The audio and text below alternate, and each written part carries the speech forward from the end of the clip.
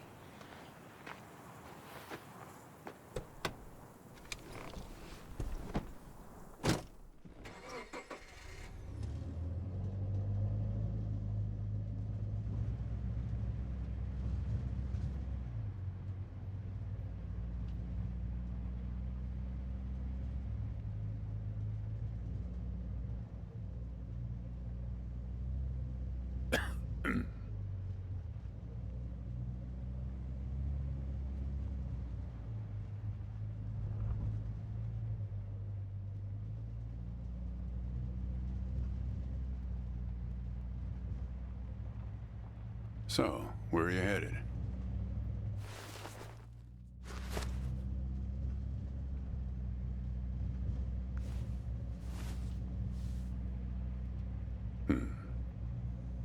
Not the talkative type, eh? That's okay. Most people I pick up are just waiting for their turn to talk. Want a raisin? They're from my farm.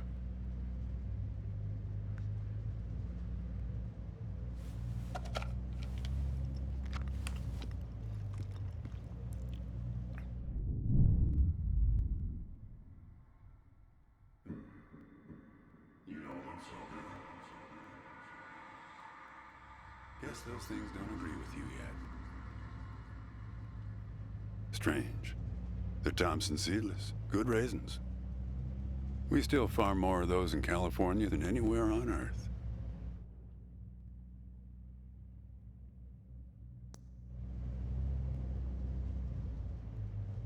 You want to know the clearest evidence that reality isn't real?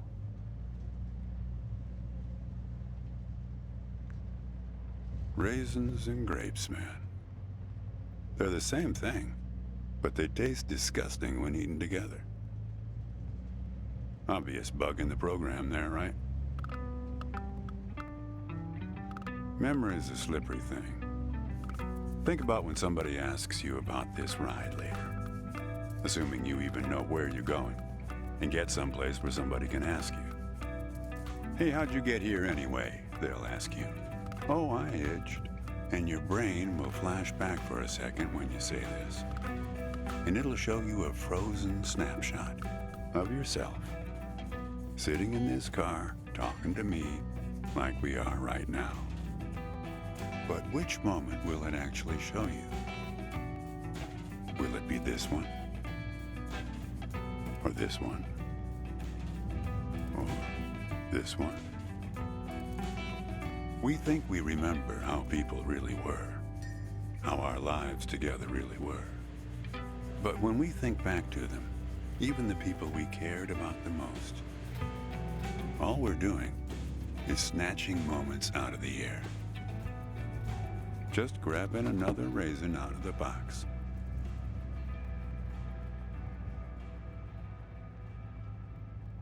My wife. She's dead now, but you probably guessed that. Thanks, but you don't look like you're doing so well yourself. Takes one to know one, right? I can always spot someone who's grieving along this highway. They usually stand on the road with a dazed look on their face and their thumb up in the air. No, I don't know you. Just know the type. My wife, if I'm totally honest with you, I don't really remember what she looked like. Remember everything about her, just not her face. Some people have faces that are easy to remember.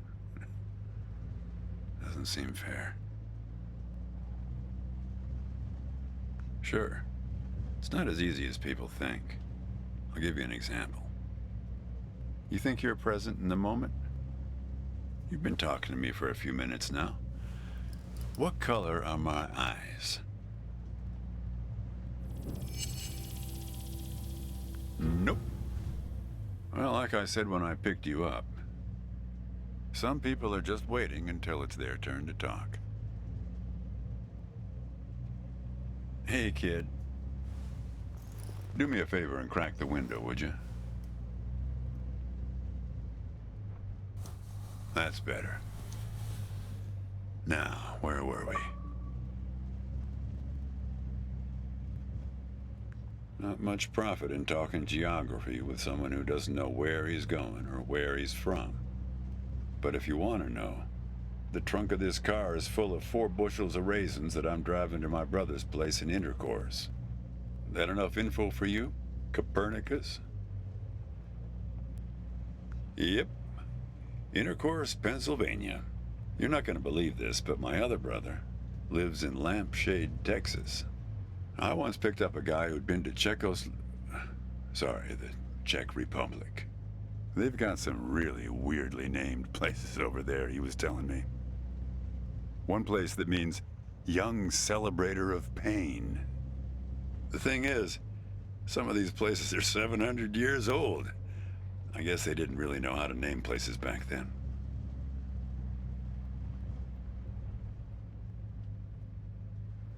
You know, when I was a kid, my brother and I used to drive our parents crazy on long drives like this. Our folks wouldn't let us listen to the radio in the car. So we used to make up these songs about food on long drives to pass the time. We had this one with about 30 verses, each about a different kind of grain.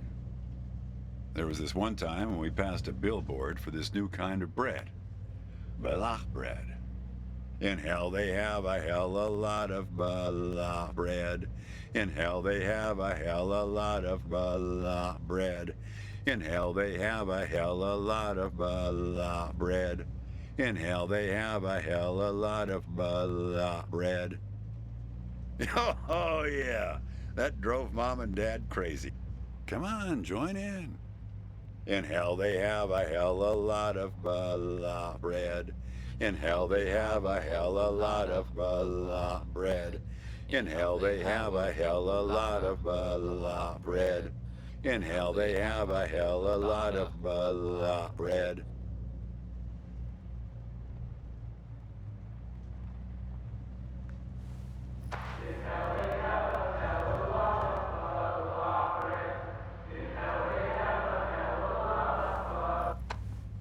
Actually, I'm beginning to understand my parents' perspective.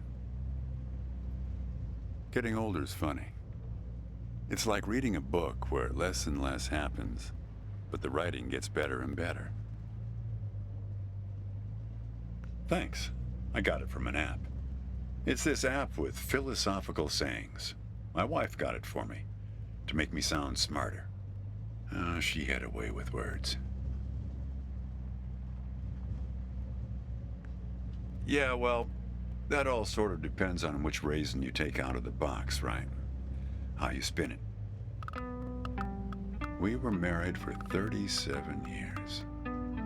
People used to ask us how we managed, being married and all, working off the side of the road together, sharing a little trailer. The truth is, nobody knows if they're happily married. All they know is that it's the thing they've been doing every day for the last 37 years.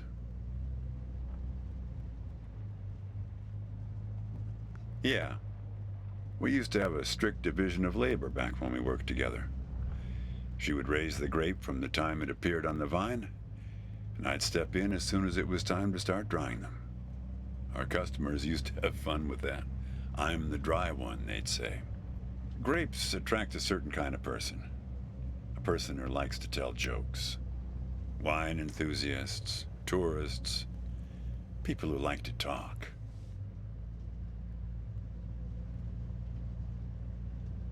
There's a photo in that glove box there of us, standing in front of our trailer. It was in a magazine. One of those stories about vanishing farmers that always pulls heartstrings with the rest of the country. Well, I never opened the glove box myself. It's kind of a superstition of mine. But help yourself.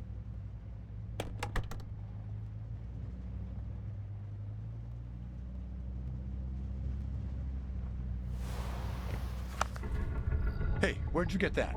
That's not her. And that guy there, he looks like you.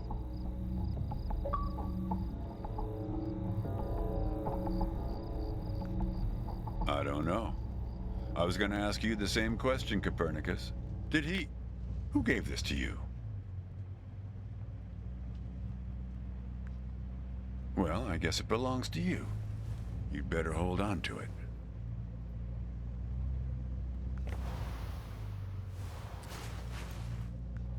What woman? Well, oh, her. Well, hard to say. I wouldn't lose it. Wouldn't lose any sleep over it. What's that black thing in the glove box anyway?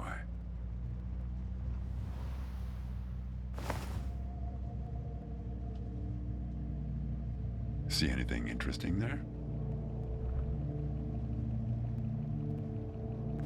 A windmill, eh? No idea.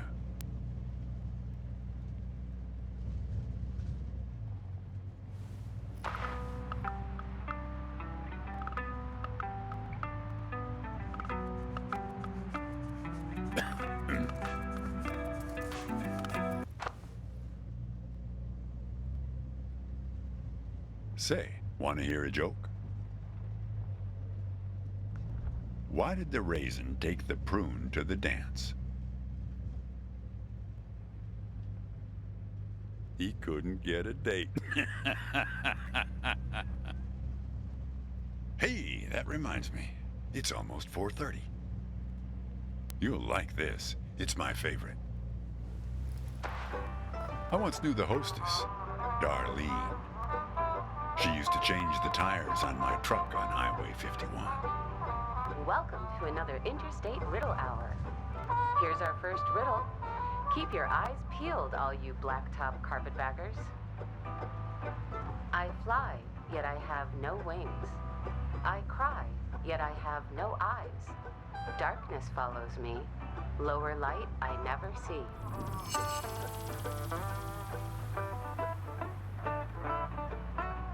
Very good. Here's our next one. A gatekeeper forever bound. He opens and shuts with a similar sound.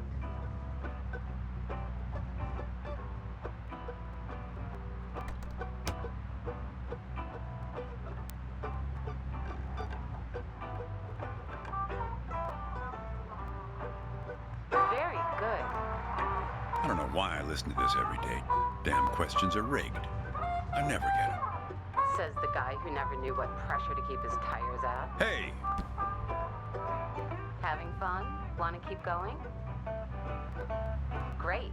Here's another one. Take one out and scratch my head. I am now black, but once was red. What am I?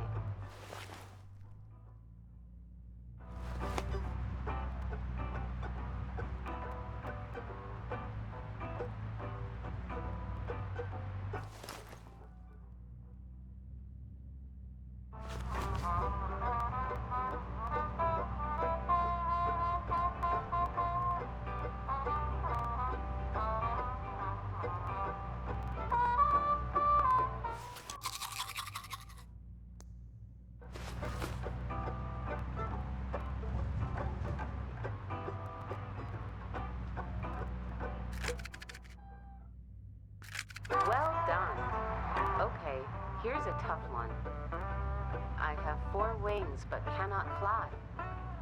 I never laugh and never cry.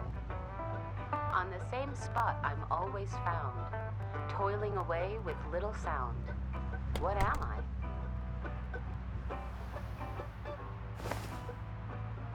All right, here's our last riddle. He lies without touching the ground. Oh, come on, Darlene. Damn it, Darlene. I should have tipped her better when she changed the tires. She's been out to get me ever since.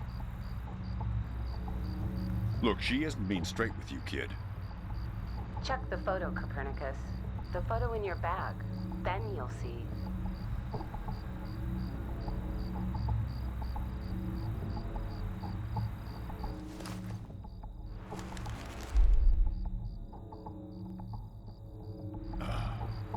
She's in trouble, Copernicus. You must help her. Things like that happen all the time on this highway. It's nothing to lose your scrunchie over.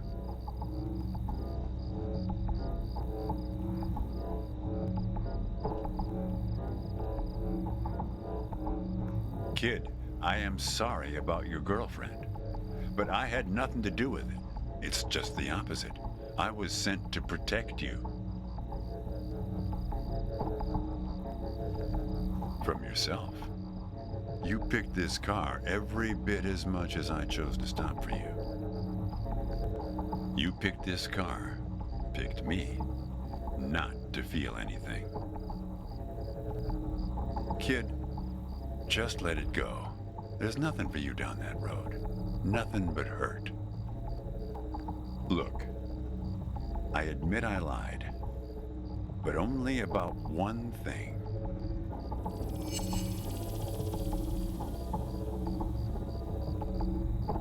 Nope. I'm as surprised by that one as you are. Yeah, we've met. Twice, in fact. Sure. You showed up at my trailer park taking photos. At first, I was a bit suspicious, since there were plans to kick us out and develop the trailer park into some kind of shopping center. But then it became clear that you'd been sent here by a magazine to do one of those stories about vanishing farmers that always pulls heartstrings with the rest of the country.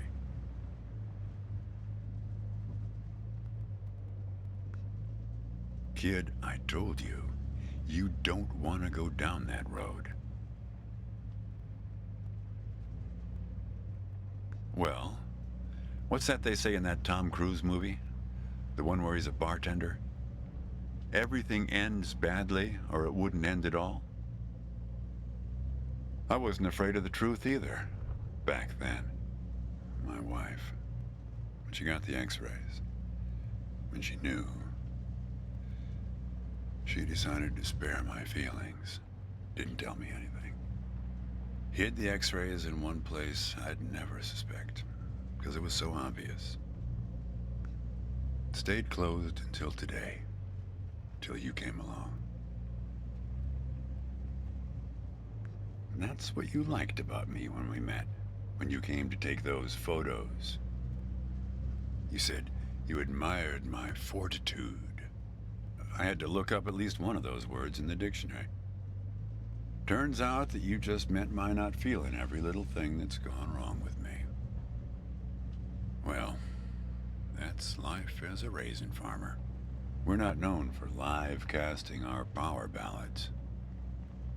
Each raisin is a little setback that you've learned to live with. You don't dwell on it or try too hard to remember. I wish it was that simple, kid.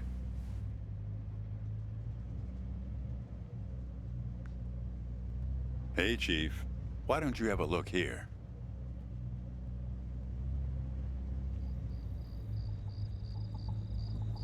He appeared on this highway about the same time you did. I guess he's part of what you're running from.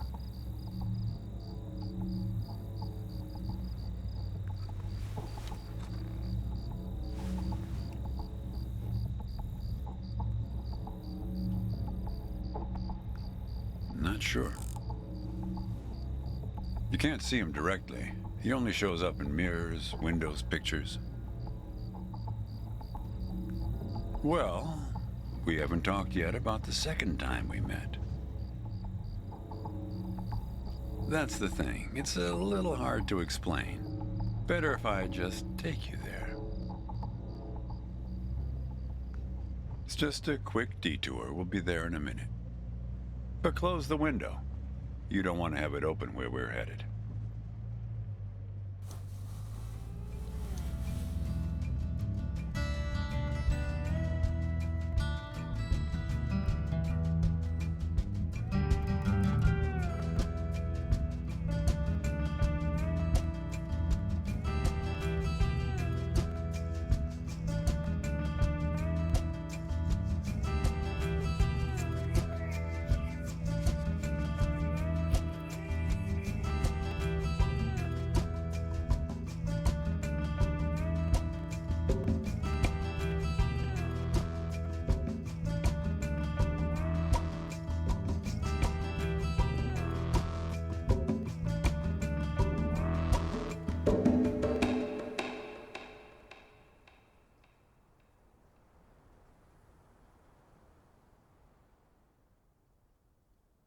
A man travels along a road until he reaches a gate at the top of a hill. The road has been long and straight so far, and the going has been easy. But now the man can't go any further, so he takes a seat by the road to rest. The man waits, and after a length of time that seems neither short nor long, the gate opens, and a guard appears.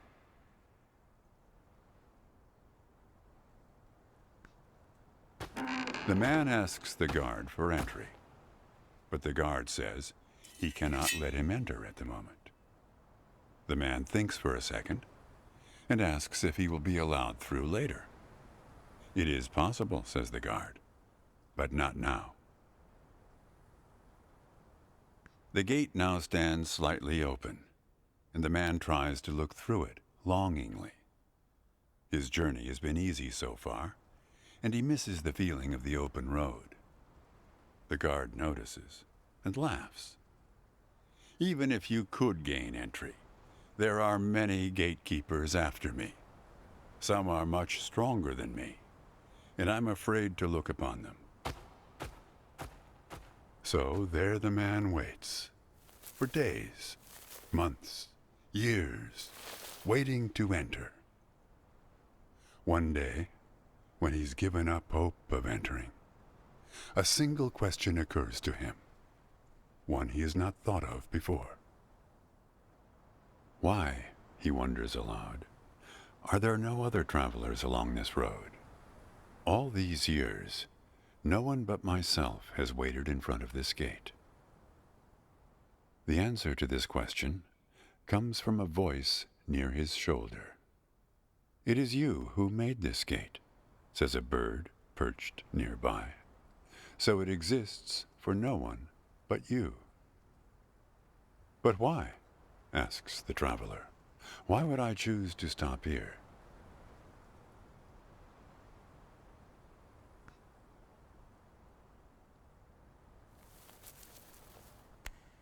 The bird answers after hungrily eating a crust of bread from the man's hand. After this point, the road becomes less straight. It splinters like the tree in which I live, splitting into dozens, hundreds of branches. The path becomes impossibly narrow and frail, and crowded with the view of other paths one could have taken. There's only one point ahead on the road where all paths converge, where all points join, where the light shines through skin and through lies. But it's never been reached by one of your kind, a traveler who walks on feet.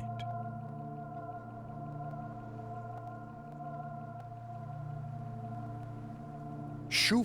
Cries the guard, chasing the bird away. Don't listen to his nonsense. Having said this, He takes a seat next to the traveler, but not before closing the gate. Forever. So when you think about it, who knows how long we've been sitting here, just like this, on this road. Take it from me. It's better to face things with, what's it called again? Fortitude. Better not to feel too much. Want a raisin?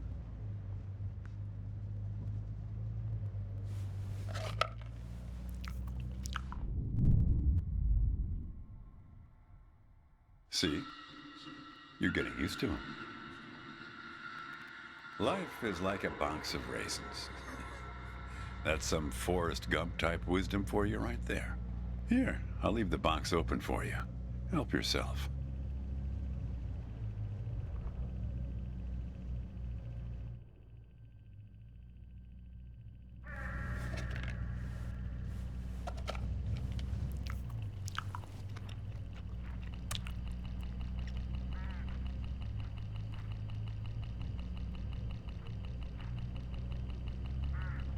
Look, hooded crows all along this road.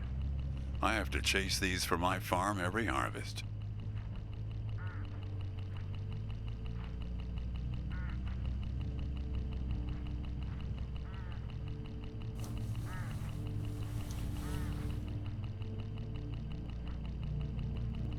They look hungry. Didn't get much peck out of this last harvest.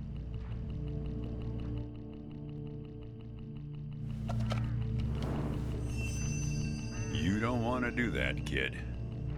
These birds are unpredictable. There's no telling what they'll do once they start swarming. Get enough of these crows together and it's big trouble.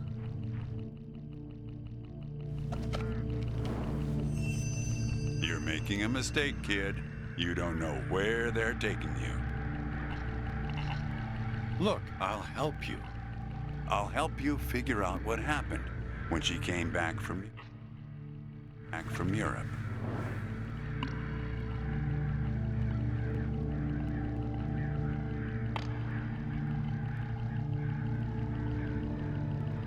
Look, I get that you're mad, and I don't blame you. But you don't know what's out there, kid. What other drivers on this road are like. Stay with me, and things will play a whole lot safer. All right, I guess you made your choice. Don't blame me for what happens next. Now you've done it. They've taken control of the car. I don't know, Copernicus. Why don't you ask them?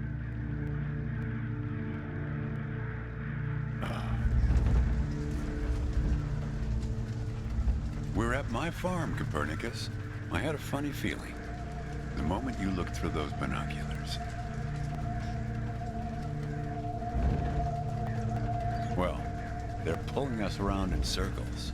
They're afraid of the scarecrows I put up here last summer. They want to take you, I suppose, to that windmill in the middle.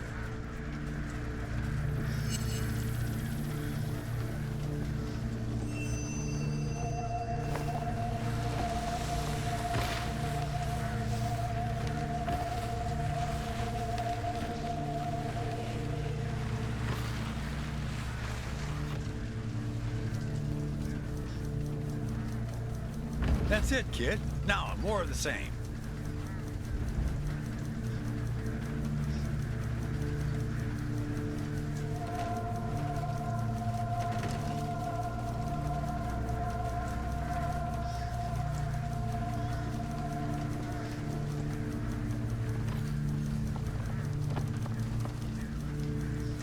Almost there.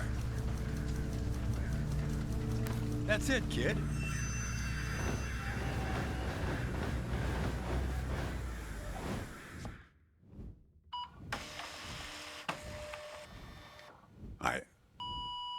I think it's for you.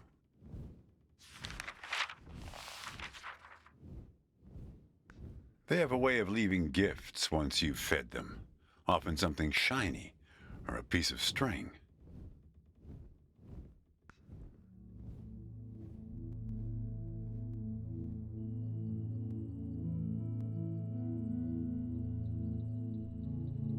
I'm going away for 2 months. I'll be back before you know it. It's practically a cliche. Going to Europe to have new experiences, and yeah, it's corny, but maybe find myself. I guess I'm just worried that you'll find yourself but lose me along the way. I'll be back before you know it. Promise. Here's a security deposit. What a weird box. Did you win this at the circus? It's great, right? I'll send you something special from Europe to put inside, so you know I'm thinking of you. And then we have our road trip together when I get back. You won't miss me anyway. You have plenty to keep you busy, like that job in California. The story about the vanishing grape farmers. You're right. I'm worrying too much. I love it. Does it lock? In some other world, it must, but not here. Okay, trade you a memory box for your Polaroid. Say cheese.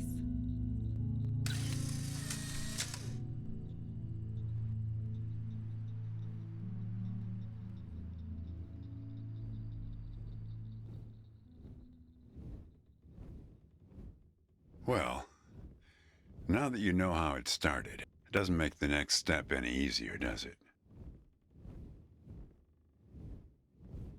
Listen, I disapprove of just about every choice you've made on this trip. But I like you, kid, and I can see you've made up your mind. If you want to find your girlfriend, if you want to find out what happened, if you really want to go there, you've got to find that box. I don't know, kid. But find that box and the key.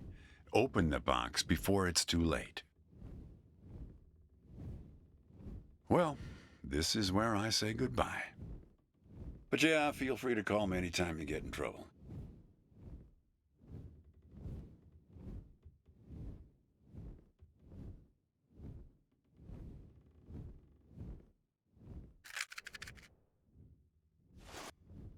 Just remember, there are many more gates ahead and many more guards. I'm pretty much the friendly drunken uncle of the bunch. Well, good luck to you, kid. Oh, one more thing. What did the grape say when he got run over by the car? Nothing. He just gave a little whine. Good luck with your search.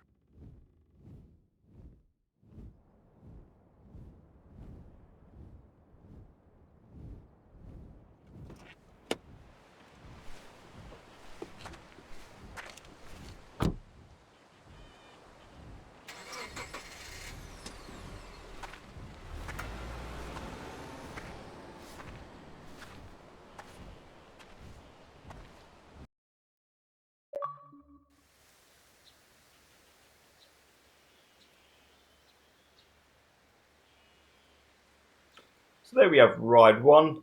Looking at the game, the graphics are really good and it's a really interesting story here. So I'm guessing from listening to what's just happened, perhaps he's died and these are all like gatekeepers in terms of like hell. Obviously crows symbolise death. Guards could be the gates of where we're going. Maybe he's done something atrocious or, it's a modern day thing of where you land when you end up. But it's a really intriguing story so far and definitely looking forward to the next scene. And, pacing wise, they're quite nice as well. So each one's like a 30-40 minute experience. So you can literally, pick one episode up, play it and come back to it if you haven't got time. But being my 900,000 video, this is all going to be done in one sitting. So let's jump into Ride 2. Let's put our seatbelts on again and enjoy the ride.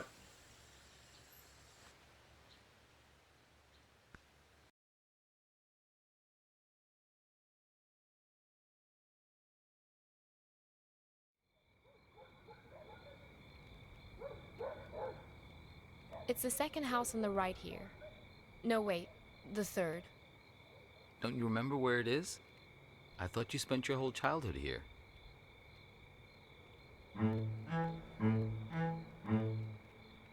Do you know what put us on top of the food chain?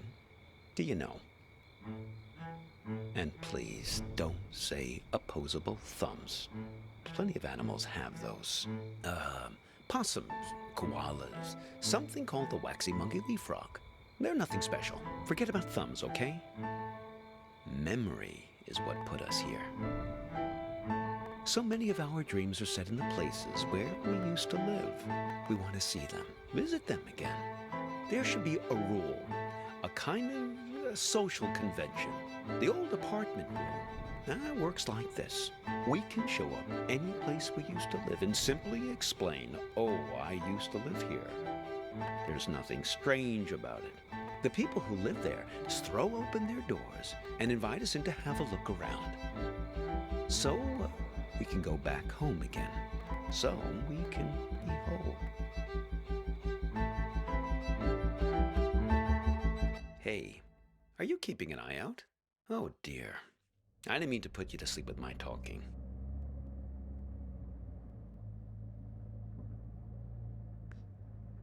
We're looking for ASPER Street. At least it used to be called that. The problem is that a few years ago they rearranged all the letters of the street signs in this neighborhood. Very impractical. I didn't catch your name. I'm Hobbs. Yes, that's what everyone calls me. Everyone except my students, of course. No, just a second. Let's find this ASPER Street, please, before we begin our inquiries. Like I say, they might have rearranged the letters a bit.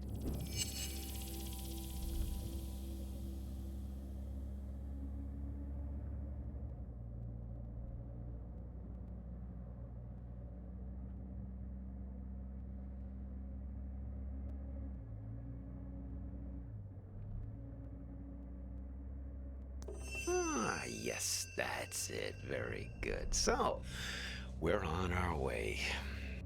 Now, there was something you wanted to ask.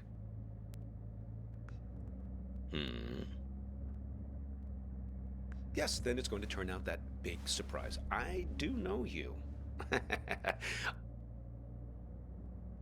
A person trapped in the radio? Radio? Oh, yes. We've all met you. Along this highway. Now, I picked you up because I could tell you're looking for something you've lost.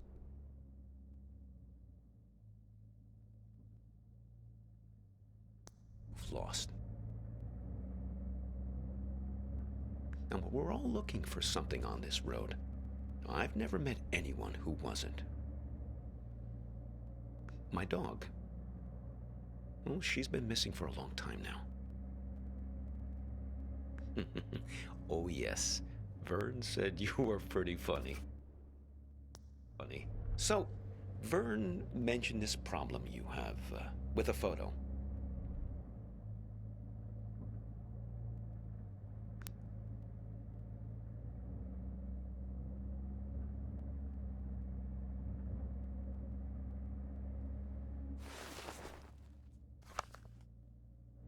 So, you're looking for her. What happened to her? Well, a singed photograph is never a good sign. I'm sorry, though. You don't remember anything? Well, I can help you with one part. You two came by my house, yes? See, that's my silo. There in the background. Yes, I got a lot of dogs. After a while, the kitchen got completely full. I'm not very good at getting rid of things, as you can see. Anyway, I invited you two in and put the kettle on the stove. But you never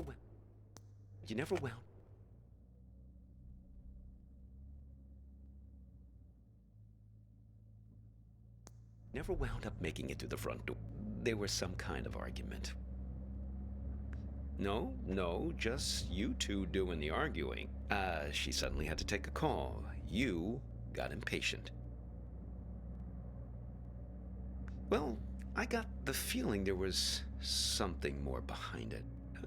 But, who knows? Relationships between adult humans are not my strong suit. Well, I'm happy to help, however I can. What do you have in mind? My house? I'll do you one better.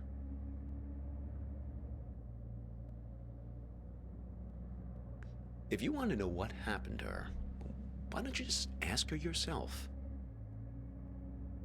You haven't asked me yet where we're headed. The warehouse of lost things.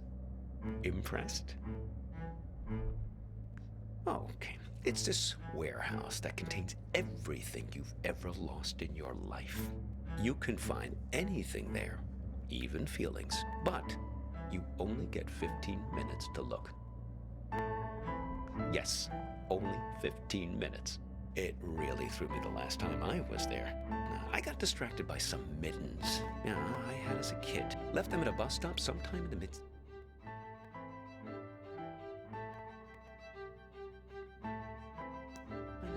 After that, my parents bought those things that clip your mittens to your coat so it wouldn't happen again. Well, why not?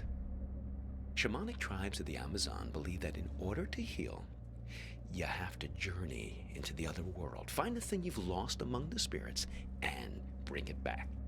Now, and to think about all the things we misplace. Atlantis, huh? No, we lost an entire city once. Why shouldn't we get a second chance just to go back and retrieve some of the things we've left behind? I suppose. Well, I've never looked for people. It definitely works for pets, though. I found several of my dogs there when they've run away from time to time. Stick with me, you'll see. Just keep your eyes peeled. Now, if I remember correctly, it's only about another 20 minutes from here.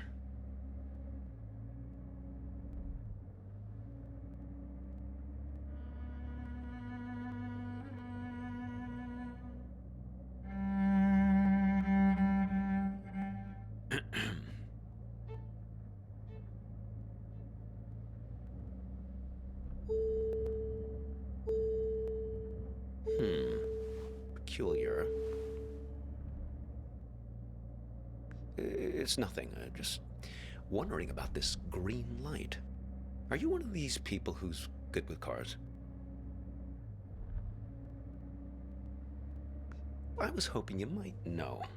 I never saw it before until you got into the car.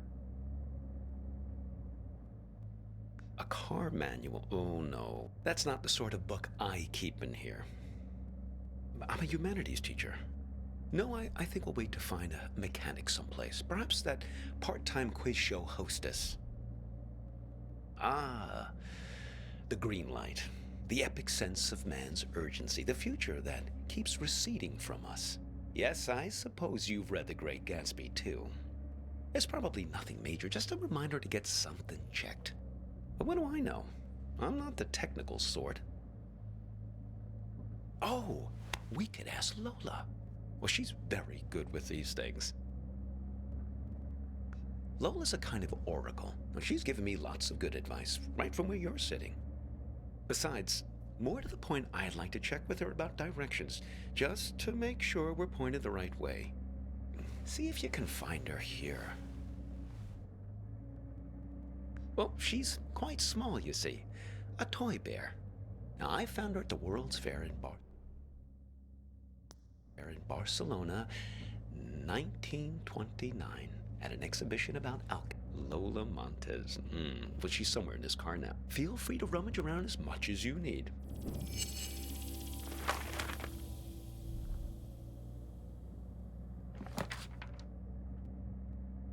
What have you got there? Interesting. Looks familiar. There she is. Ah, Lola. Put her on the glove box lid, my boy. That's where she likes to speak.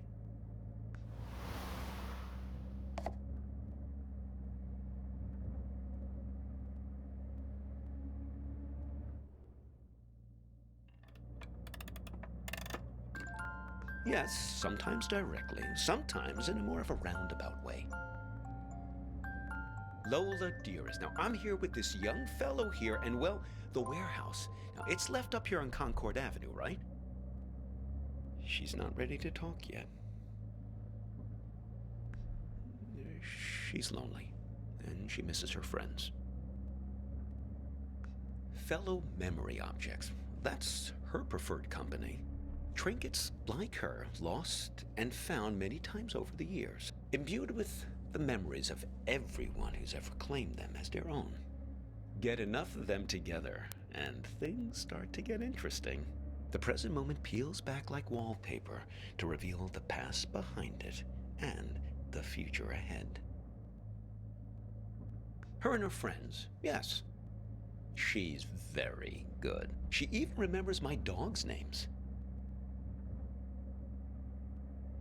The one who's missing?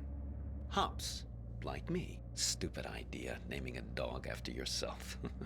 They constantly think they're being trained. Every time someone you know stops you in the street. Made her a little bit high-strung. About 9 months. Well, no, I couldn't look for her these last months. I got a bit detained. Yes, it all started when I was buying some tube socks. I was on the escalator, trying to leave the mall. Do you ever have that thing where you buy something and you know it's the right thing, but you start worrying about it just as you're leaving? I was staring at the socks, wondering if they were the right length. Now, I knew they were, but I must have not been paying attention, because suddenly I slipped down that crack at the end of the escalator, right where you're supposed to step off.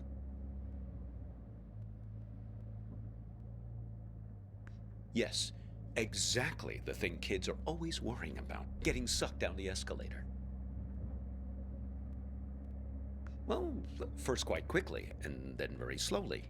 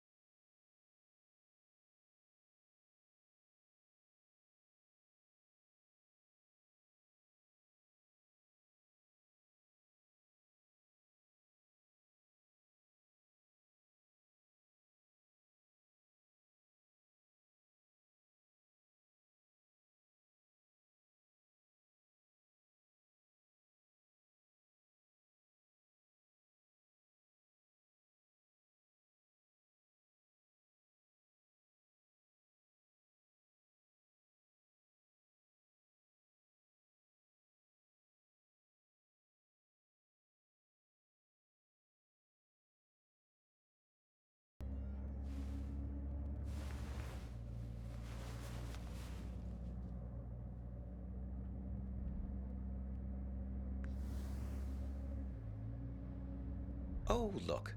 Let's give it to her, please. Let's see if she's feeling more sociable. Lola, dear, are you feeling more chatty now? Lola, she says her tea party is still missing 2 guests. You see, we just need to find 2 more of her friends.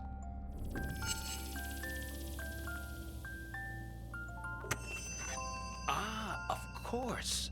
My audiobook about the Gulag makes perfect sense. Only 1 more object to find now.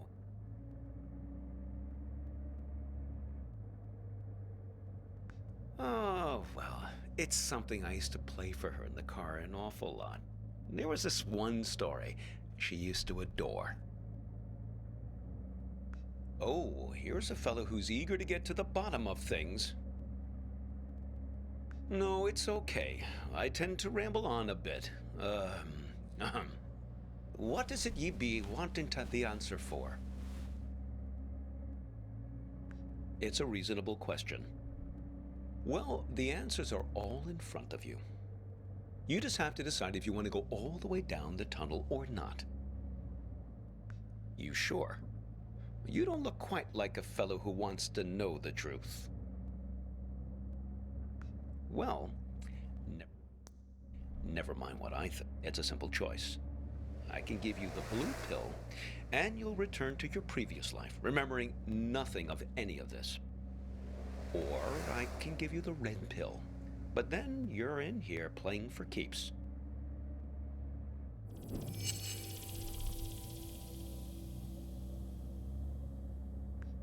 You sure? You won't remember any of this, you know.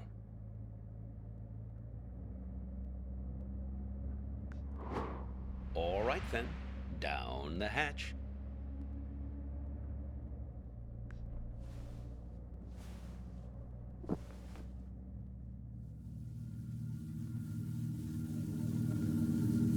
The only thing that gets better is that by the end of the year, the new people who fall through the escalator won't get so grouchy about it. Oh, the blue pill. I was just kidding about that. It's a tic-tac. You should see your face right now. Sorry, I have an awful sense of humor. I do enjoy a good practical joke. I pulled off a few whoppers in my time. Very well.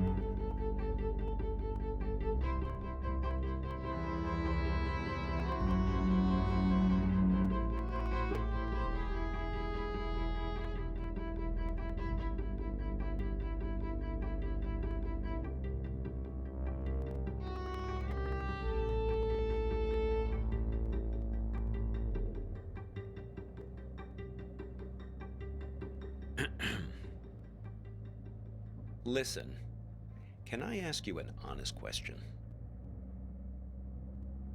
Okay, here it goes. This girlfriend of yours, why is it so important for you to find her? I mean, okay, the burnt photo, damsel in distress, etc., etc. I get it. But if you can't remember anything about her... We'll always have this. See? This is Lola's influence. It's starting to work.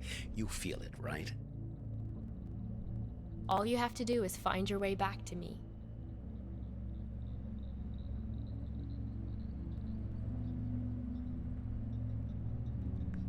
Let's keep him as our pet. You two didn't even mean to capture it. It just flew into the empty bottle. Yeah, so you think maybe the goal of this whole ride is to return to that moment of innocence and recapture the magic of that moment? Well, for your sake, I hope so.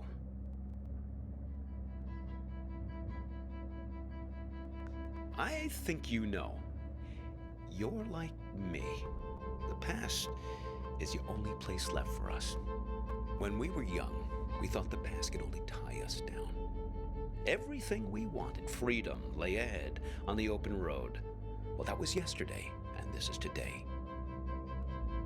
Now the past is all you've got, and the future is full of pain.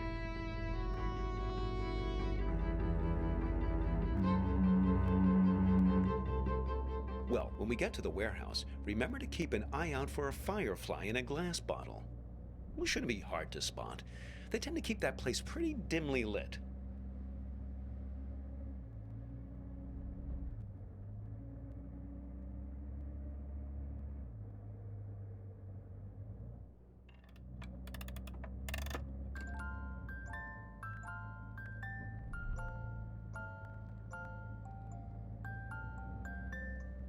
Oh, look. Looks like Vern started doing some advertising. I guess he's finally decided to take matters into his own hands. Normally, he's so stoic, letting things take their own course, never complaining.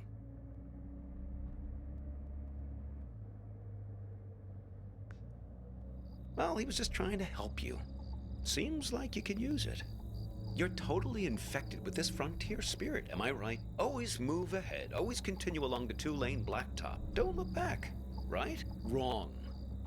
You don't know what you're dealing with here, young man. Maybe Vern exaggerates a bit, but at least he knows these parts.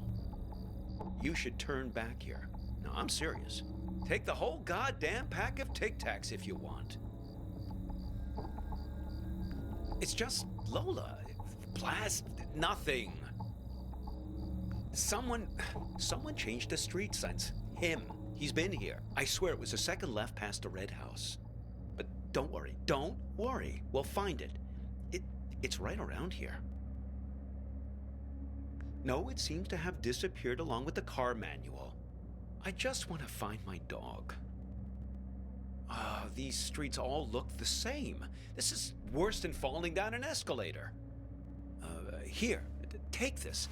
See if you can figure out which way is east. Are you sure? I mean, look through it and see if it tells you which way is east.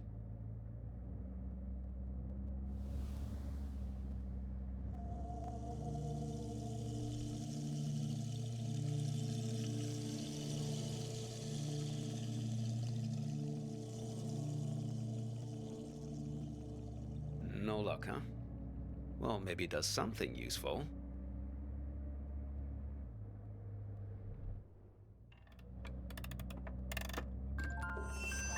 Oh, listen. She's starting to talk. Hopefully we can get out of this maze now and head on our way. Lola, dear, this young man and I, we're looking for... She's saying something. Something about you. A car crash? No. He's fine. Well, just look at him. She thinks you've caused some kind of accident. I can vouch for this young man, Lola. Well, he's been with me almost the entire afternoon. She says she knows who you are and that she wants to help you. She's gathered these memory objects for a purpose, for you to put together, to bring you earthly knowledge, she says.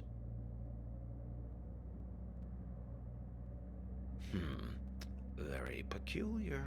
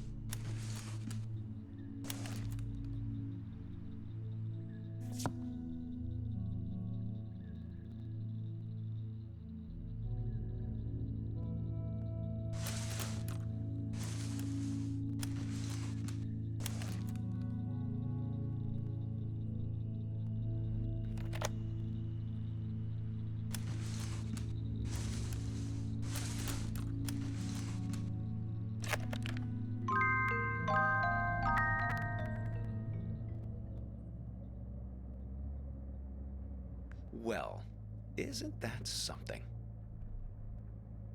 It's alchemy, my boy. Art. A camera. Your means for turning water into wine, redeeming the past, renewing memories. Well, nothing needs redeeming more than the American suburbia. Now, am I right? Americana, where the surreal intermingles with the mundane. Here's your chance, my boy. Create a photo journal. Win some awards.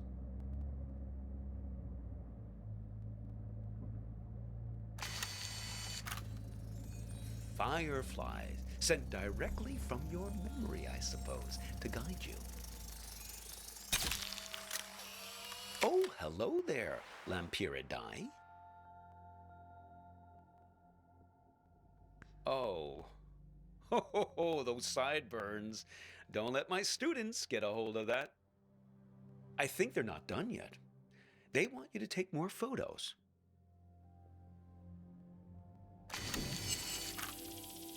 They want to show us the way, but they can only do it through photos.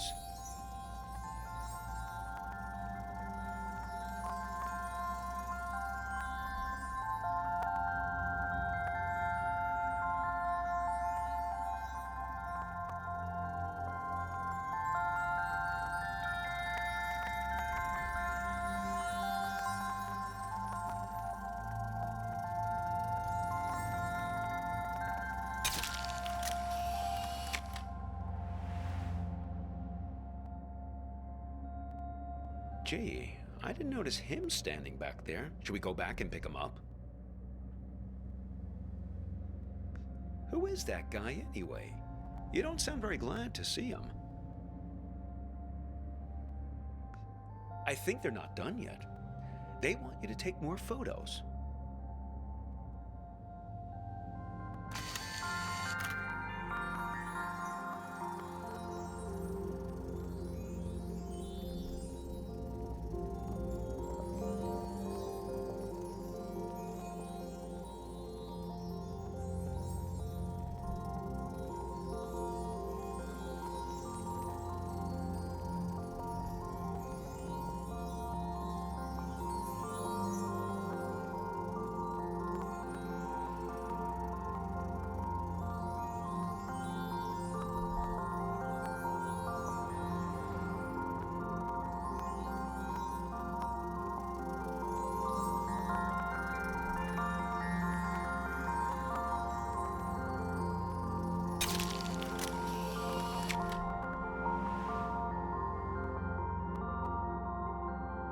Trading post, huh? Interesting proposition.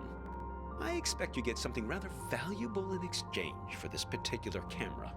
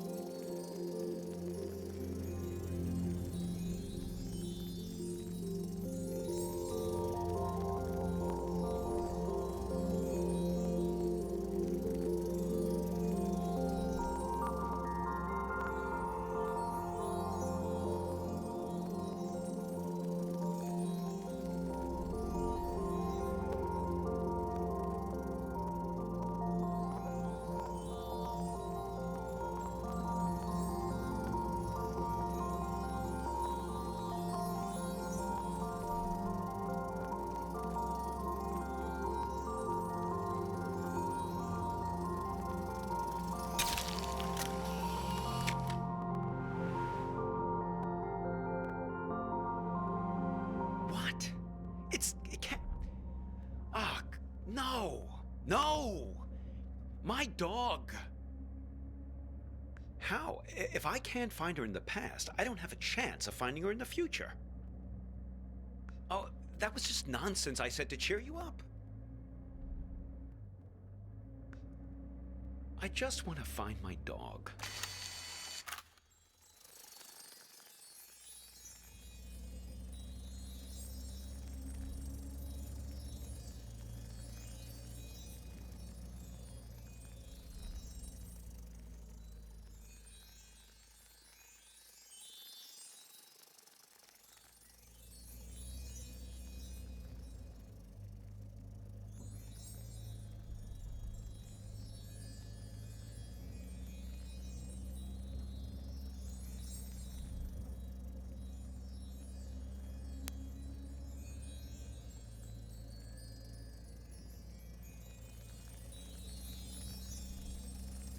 Is that a dog collared in the street? I suppose, but what's happened to her? She's invisible. She's lost in time since the warehouse closed its doors.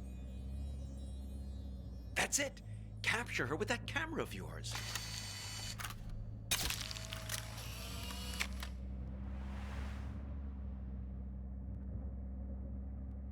Oh, you're a good dog, Hobbs. You ran past a funny mailbox through a door, and we'll find you, don't worry.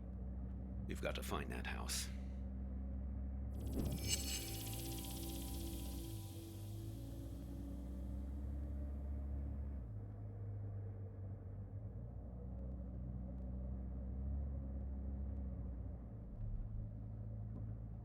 That's the one.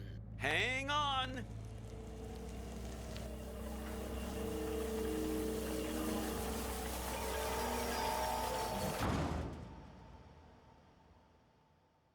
Look, the silo. That's my house. Funny how you can come upon the very place you live and not even recognize it. All depends on the angle you... Hey! There's Hops! Thank goodness. Oh, I've almost got her back. Listen, I didn't realize the warehouse was closed, but we must do it again. Now you have to promise me, pinky promise, that we're going to meet again in a year, okay? This same spot. We won't exchange contact info or anything like that. We'll keep it old school. Meet here in 1 year's time. What do you say? Wise plan, young man. People like to say that you can't live in the past. Well, look at me. I'm living proof to the contrary. Look, your fireflies are back.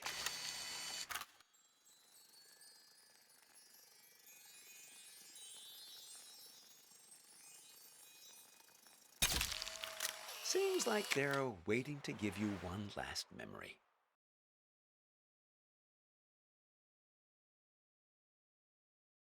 Hops, wait for me!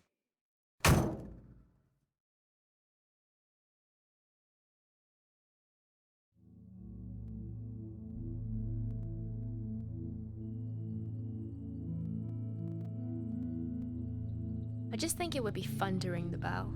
I lived here my entire childhood. I feel like I have the right. Sure, but we better make it quick. Lots of driving to do still. Hello. What can I do for you two? This is gonna sound funny, but... Not at all. Come right in.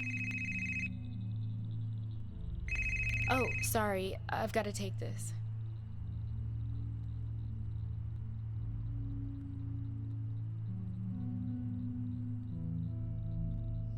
To me, it's perfect here. I don't understand what's so great about our life in Seattle. Don't you ever think about making a change? Sure, but this isn't the kind of change I had in mind. I get it. You grew up here, so it's your baseline of normal. But this just isn't my idea of an adventure. Adventure. It's real here. It's a good place to grow up, to have children. At least it was for me. I can always find myself here. Same stars, same fence, same mailbox.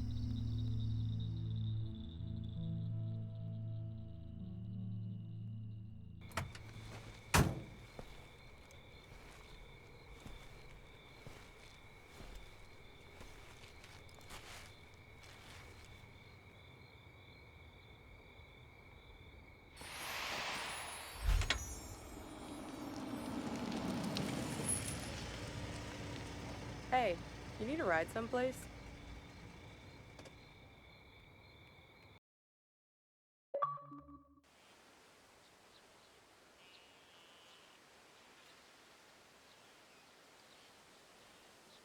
So we have Ride 2 completed there. You know, it's a good way that it was two different characters as well. So Vern was more sort of passive and almost like sort of an awkward conversation you'd have with, you know, your friend's dad that you've never really met before.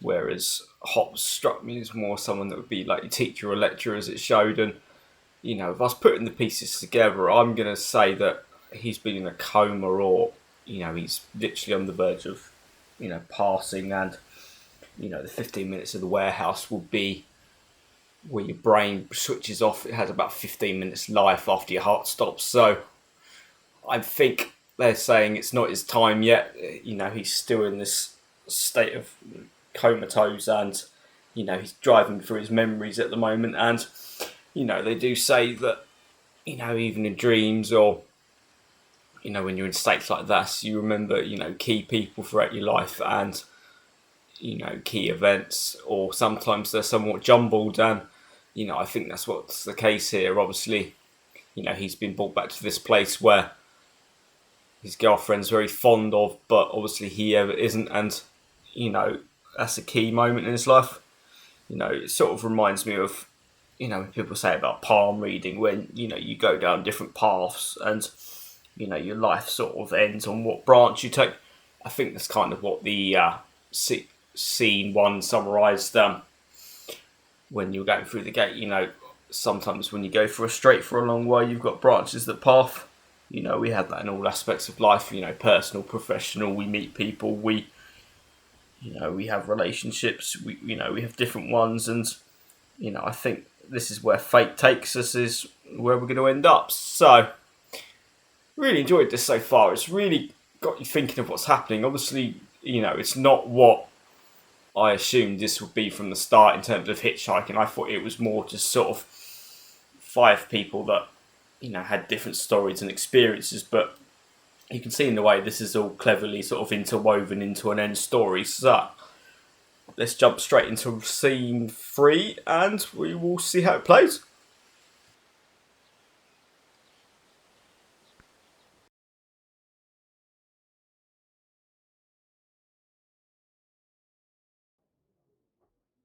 Listen, I'm not your girlfriend.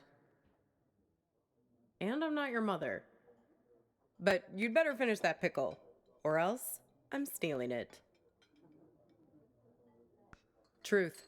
They're the best part of the meal. A little rubbery in this place, though. Me? No way. The food's decent, but it's that thing about not wanting to eat at your place of work. Mixing business and pleasure. Yeah, but not today. Don't worry.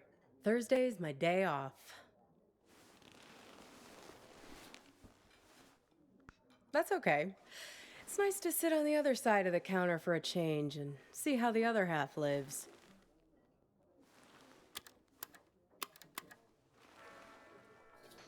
This music, isn't it dreamy? I can tell we have some things in common. We both have to live by our wits. Hitchhiking isn't an easy trade. Waiting tables isn't either. I'll show you what I mean. Corned beef hash with 3 eggs over easy, whole wheat toast and hash browns. 2 eggs scrambled with bacon, sausage, English muffin, and french fries with mayo instead of ketchup. 3 eggs over easy with well-done bacon and a side salad, hold the toast, Greek omelet with well-done hash browns and white toast, a short stack of blueberry pancakes, coffees all around, and 1 Diet Coke. So, how many orders of toast were there?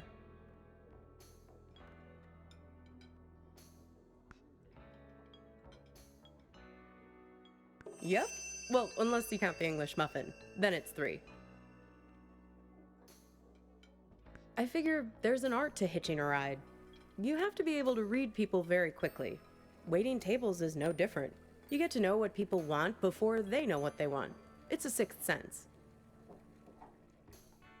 When I picked you up, with you it was easy. Your mind is an open book. Seeing you wandering through that street in the suburbs, clutching that strange blue box like a talisman, I could see that you needed a good rest, a good meal, and a dose of friendly advice from someone who's looking out for you. It's good you managed to lose Hops back there. Let me guess, did he try to make you promise to meet him again? Yeah, we've all made a few of those. This highway is practically paved with broken oaths sworn to Hops, patron saint of useless stuff. Let me guess, you chose the blue pill, just like me. Well, you did learn something interesting about yourself in the process, right? He doesn't mean badly, Hops. He's just a bit stuck in the past. That's why he has all that junk in his car. Can't let go of anything. Can't change. People like to solve problems with the tools they understand. Hops thinks all the useful tools are in the glove box of his own memory. That's why it's good you got clear of him. He's a bad influence for someone like you. That's good. You can't live in the past. Well, judging by the faces in this place, you can't live in the present either. Look at these blue screen zombies. Everyone glued to their phones. Depressing. Very funny. That sense of humor will serve you well when our new robot overlords take over.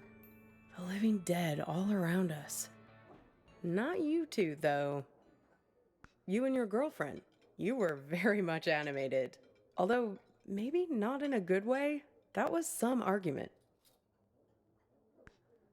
You were right over there, sitting at the counter.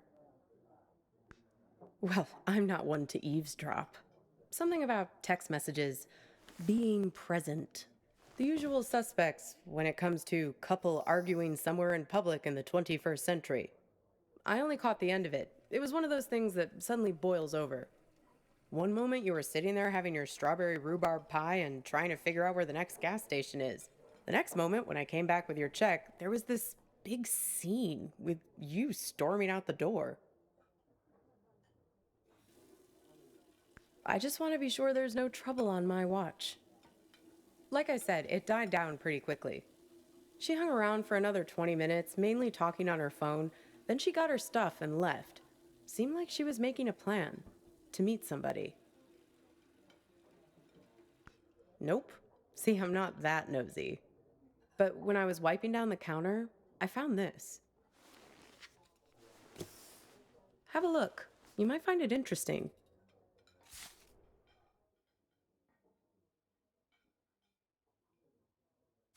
Weird, right? Gets weirder, though. Check out the back. Seems like some kind of rendezvous.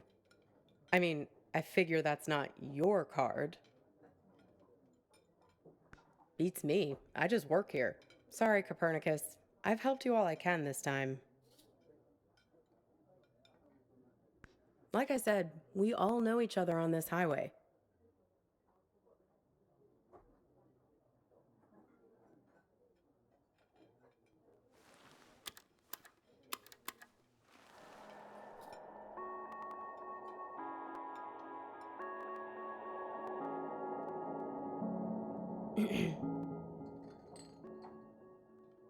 Pass me the menu, will you?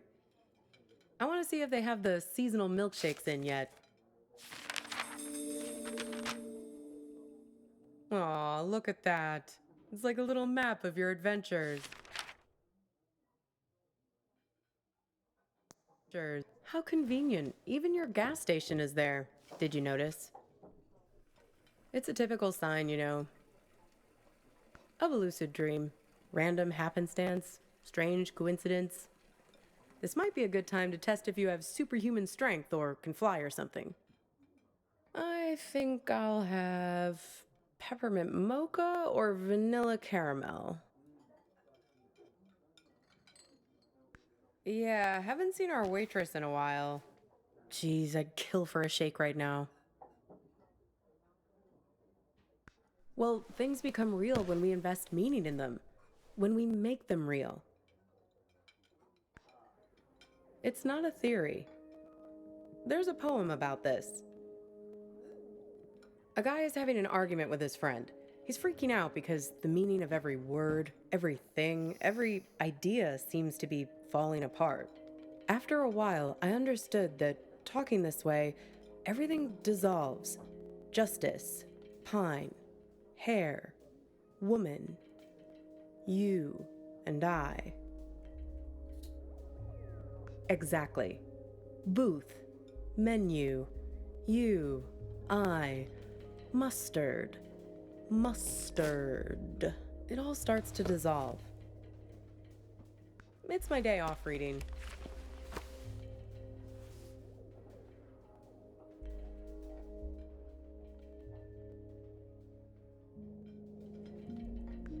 Well, he remembers this lover he had, and that helps him get his head screwed on straight again. Well, in a sense. It's more that he thinks back to what it was like when they were together, and the different memories come together and leave him with a sense of specificity. That things are real and not just a big pile of words and concepts and stuff that fall apart the moment you try to squeeze them tight. He thinks back to when he was a boy and remembers this river where he would try to catch the little orange silverfish called pumpkin seed. That's nice, right? Feels good to say. Pumpkin seed. Makes things feel more real. Look at me. Don't forget me. See me for who I am. Pumpkin seed. You'd be surprised. You wouldn't believe how much people project their weird bullshit on me. It's the curse of the diner waitress. Less a real person and more a blank screen. Oh yeah, plenty of that. But also just these cliches people have with diners. I can't tell you how many swingin' dick Detective McGurks I've met in this place. Give me a coffee as black as a moonless night, darlin'. Shit like that. Are you sure about that? Or is that just what you want me to be? You don't seem to realize that you're the one pulling the strings in here. Well, everyone has an agenda. People think they come to a diner for food, but they're really looking for something much more profound. They want something, and at the end, they settle up. You bring the bill, and they have the chance to make good again. Everybody wants to be forgiven. It's a simple transaction. You're no different. Only when you're as good at it as I am. In this job, you work as a professional shapeshifter. After a while, you can't even recognize yourself in the mirror anymore. You start to realize that nobody is what they seem. Not you, especially not them. This whole modern problem of people not really being present, it's everywhere. And technology only makes it worse. Once the robot doubles started showing up, that was the tipping point. Robot doubles. The first models were so expensive, only Silicon Valley types could afford them, like electric cars. But pretty soon it got to the point where basically anybody could afford a robot double of themselves. You could pick one up at Walmart, one aisle over from the toilet paper and the firearms. Even the company that produces my cheap-ass phone started them. They claimed they were on a mission to disrupt the human space. I hate that word, disrupt. Pretty much anything you want, but there's where you have to be careful. It acts like you, but it only performs at about 70% of your capabilities. It's you, after a bunch of drinks. So, if you're smart, you only trust it to do really simple things for you. Go to the post office, jury duty, fill in for you at your boring job. But people are lazy. They grow dependent on their robos, use them for all kinds of things they shouldn't, making complex calculations, blowing up boulders. People send their robos off to be with their wives, their families, while carrying on affairs. Check it out. Imagine you and I are in a relationship. Then you notice I'm acting a little slow. My eyes aren't focusing quite right. Like this. Look. See it? You just need more practice. Then you'd realize that I just stuck you with a pile of bolts for the evening. Did someone stand me up with a robo? No, not exactly. It's more about this thing that happened to me at work once. Not here, dummy. In my former life as a flight attendant. Grab that thing and pull up a chair. I'll tell you all about it.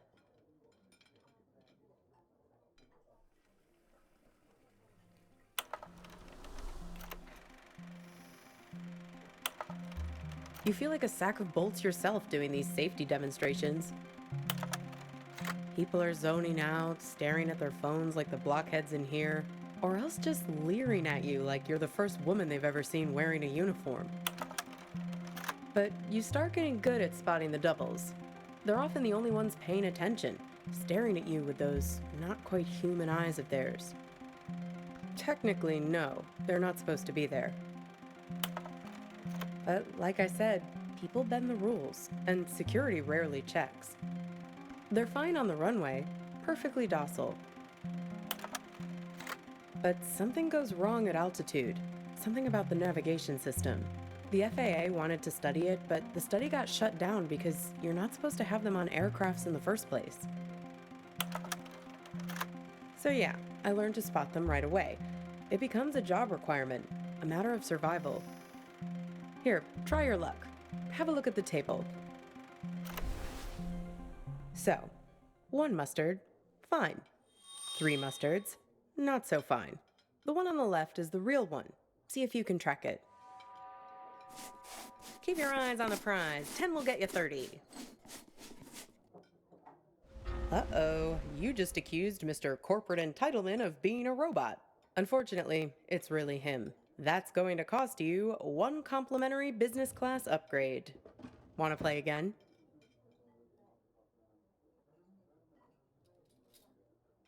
So, where was I?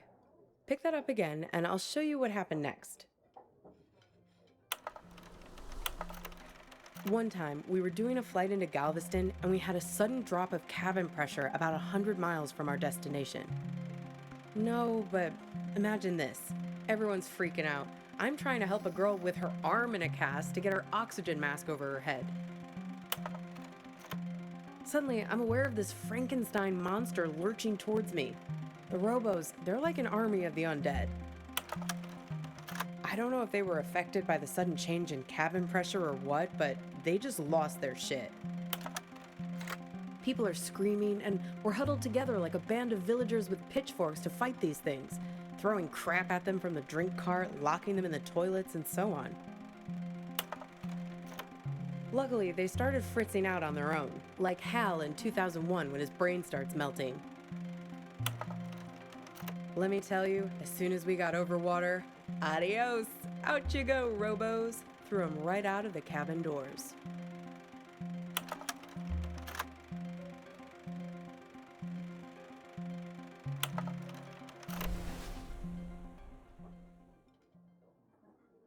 Throwing the robos off the plane? No, you're right. That didn't actually happen.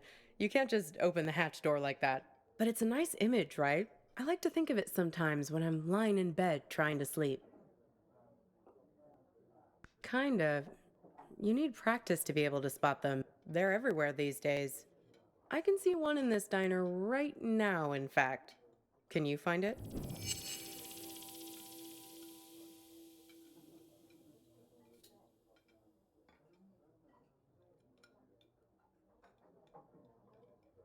That's right, the king. Can you believe it? God, I miss the king. They say that it was the first robot double prototype ever made. He actually sent it off to act in some of those cheeseball movie roles he had. That's why they were so bad. Am I? Says the guy who called his own girlfriend a robot. I seem to recall you standing right there, complaining it's like eating lunch with an automaton. You really don't remember anything? What you were fighting about? What happened next? Could be. Well, I've got a little game that might help you remember. It's kind of like a telephone seance. Ready?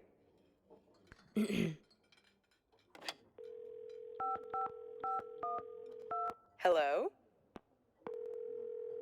Is that you? This is your girlfriend, Mr. I'm not sure. Yes, it's me.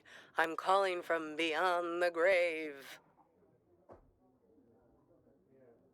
So, who are you with right now?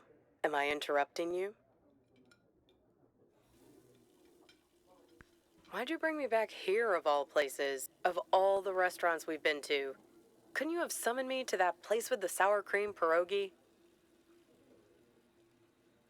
See, I told you this is a good game. Okay, so, I'm your girlfriend. Somehow, I'm not with you now, and you don't know why. Except, I am with you right now. That pretty much sum it up? No, this is my game. I get to ask the questions first. What's with this gas station you're trying to get to? What are you hoping to find there? We need to get gas in a sec. Hey, stop it! It's like we spend 1 year falling in love and the next 4 breaking up, right? What took so long? Were you just afraid of being alone? Or maybe you didn't want to be the guilty one, the one who blows things up and hurts me. Were you waiting for permission from me to end it? Waiting for me to give you... Exactly. Waiting for an excuse. What? Right. That's why you stuck around. Fear. You didn't want to break anything. You couldn't get over the idea that this great future we were supposed to have could just be wiped out. The beacon we'd always talked about, our light in the bottle, gone. You left it to me. Put it on me to do what needed doing. Well, I finally gave you the sign you were looking for, right over at that counter there. You guys need anything else, or you're okay for now? We're fine, thanks. You do anything to make it different, right? To fix things. I can take you to that gas station, and I can be her for you. Together, we'll open the box. You can make it happen. You can make it real. What do you say? Miss the old times? Let me be her. Good. Now it's your turn. You can ask me one question, whatever you want. In trouble. It's cold here. The ropes. The man on the phone. Yes, the one I was texting when we were eating lunch. The man with many eyes. Yes, he has 10 eyes, like this. No. He wears them around his wrist, like a bracelet. Even while he sleeps, a few of them keep watch, their eyes open. He also wears an orange vest. Find the man with many eyes, and his friend, the man with mirror eyes. They're the ones who did this to me. Close your eyes. Hey, where'd you go? It's like you went somewhere else there, having some irresistible dream. Good for you. You don't have to wake up, but we do need to pay the bill. Works for me. What's the sudden rush? Are you sure? If you're lucky, maybe she hasn't even gotten to the gas station yet. Well, the card has Thursday 4 p.m. written on it, right? That was 2 days ago. And need I remind you that today is... Yeah, if we leave now, we can beat her there by nearly an hour and find out who's waiting for her. Well, that's easy. If I'm made up to look like her, he'll give himself away as soon as we arrive. I have a few wigs in the car. Like I told you, I'm an expert shapeshifter. Come on, time to be forgiven. And time to hit the road. Time to pay the check so we can get out of here.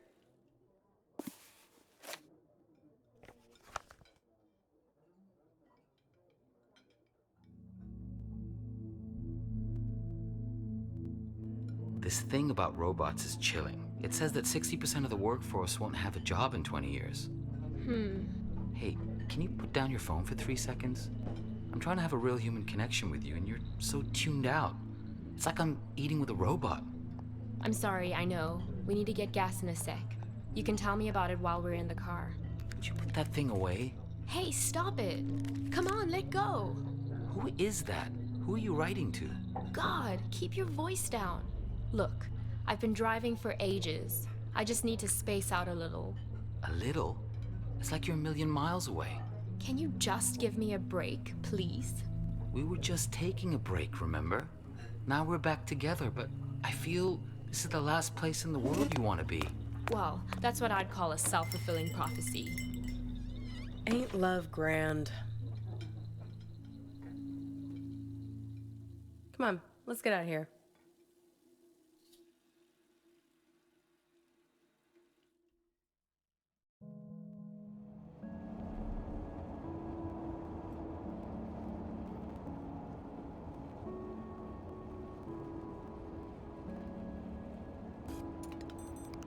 How do I look?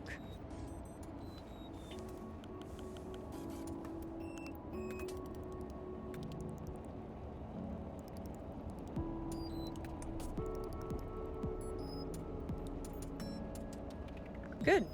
I'm a very apt pupil. A very apt pupil. Here, take my phone. Call for help the moment something looks fishy.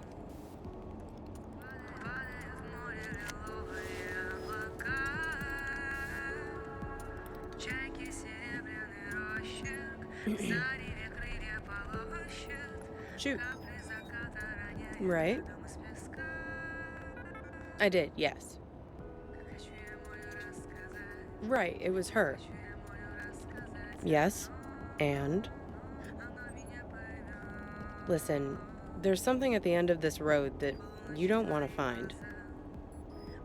You do, and you don't. If you only wanted to find it, there wouldn't be all this conflict. Drivers lying to you, drugging you with raisins, all the little glitches, things that don't make sense, the static. It's hardly been a smooth ride, has it? I'm just saying, there are two sides to every story, right? The argument back at the diner, maybe there was something missing for her. Something missing between the two of you. Have you stopped to think for a moment about why you keep finding these photographs? Why they are so important to you?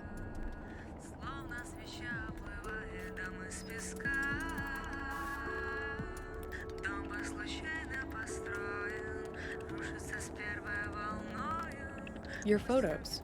They're a way of capturing reality, right? They're objective, but they're also you. They tell the story you want them to tell. That camera of yours, it's a weapon too. Take a photo of me, and in the photo I'll never change. I'll never grow away from you.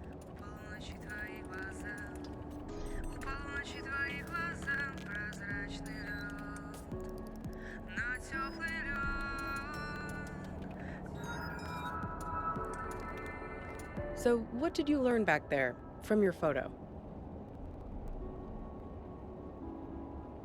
Oh? Oh, you have my phone. Why don't you call it then? And you think he's also this man with all the eyes? Hey, you said he has 10 of them, right? Have another look at that card. 10 little eyes. See him?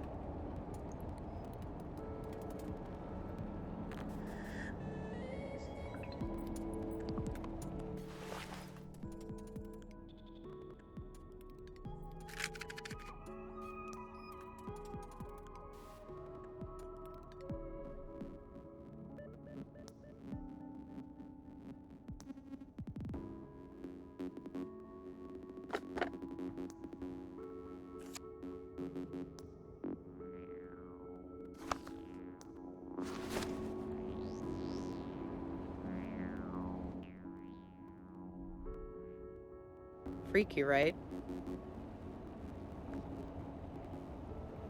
Well, almost there now. Sorry, I don't think your next ride is going to be so comfortable. No free refills and pickles with your fries. Sorry, Copernicus. I might have used you a little like you used me. Let's just say, I'm not your girlfriend, and you're not my knight in shining armor.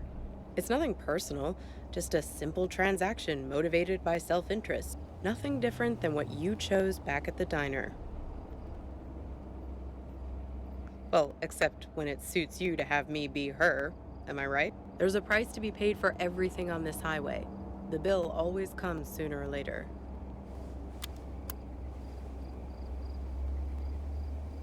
Yes, he's almost out. We're pulling in.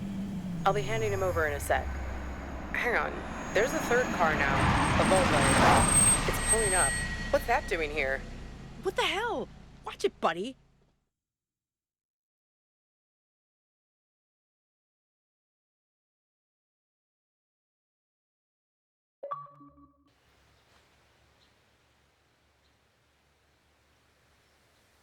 So, really interesting turn of events there.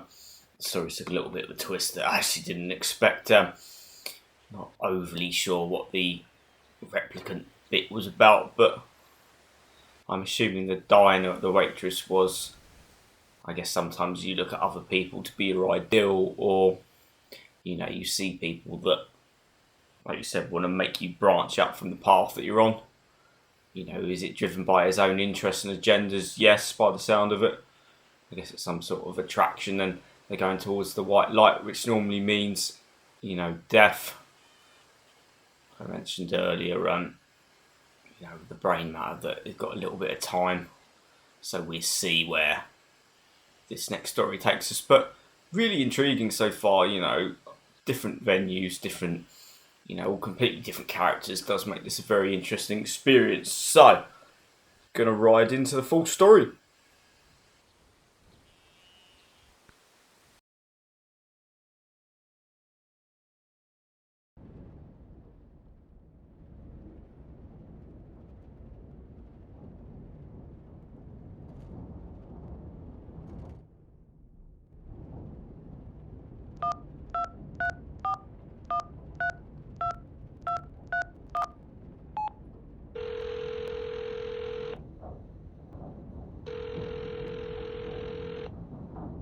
Yellow. Copernicus? Is that you? Let me guess. You've gotten yourself into some kind of jam, swinging by your toes over a tiger cage? Locked in a trunk? That doesn't sound like part of your dream. How'd you manage that? Leia? Well, you only get what you deserve from her. Mind your manners and she's liable to bring you a free refill. Rub her the wrong way, and she might just spit in it. She wants to give us the benefit of the doubt, but we seem to be making it hard for her. Speaking of which, did you find the box, Copernicus? Have you opened it yet? Figure out a way to open that box, Copernicus. Inside, you'll find out who you really are. Don't mess with him, kid. He's the final gatekeeper. Way too strong. You need to learn the spell first, before you can go up against him. Hey, if I knew it, I'd tell you. But let's start by getting you out of that box. Lucky for you, I've got my Farmer's Almanac here. Let's have a look. Hang on. See, cabbage, caraway, carrot, car trunk. First thing you should do is reach around for the latch. Sounds kind of obvious. Okay, next step.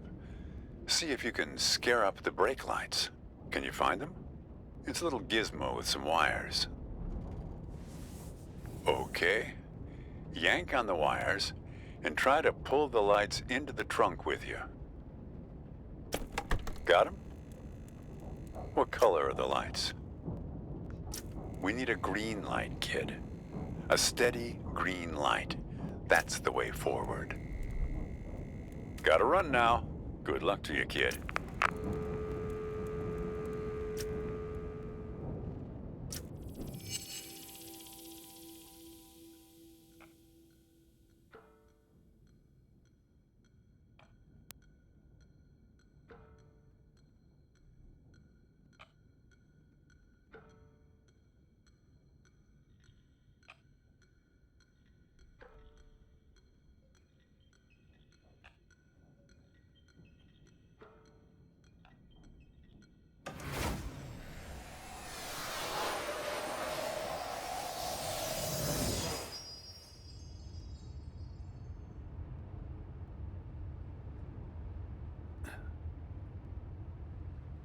ما أدري شو بدي تسوي بسيارتي، بس من خبرتي بهذا المكان راح تسح بعدين.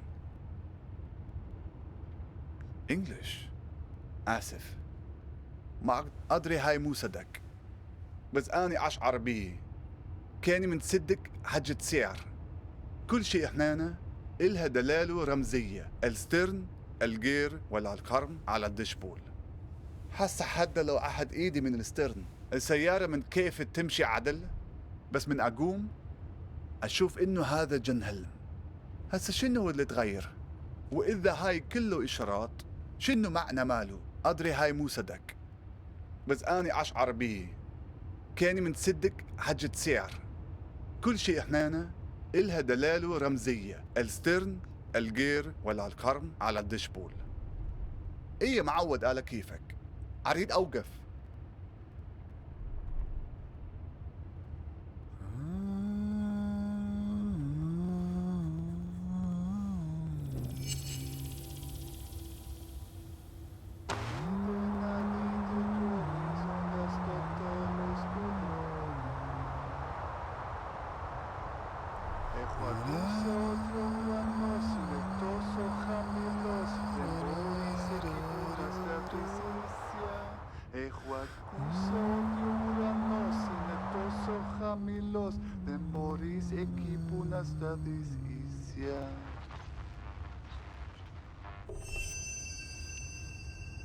I'm sitting here, my gaze is drifting English? over. No, sorry.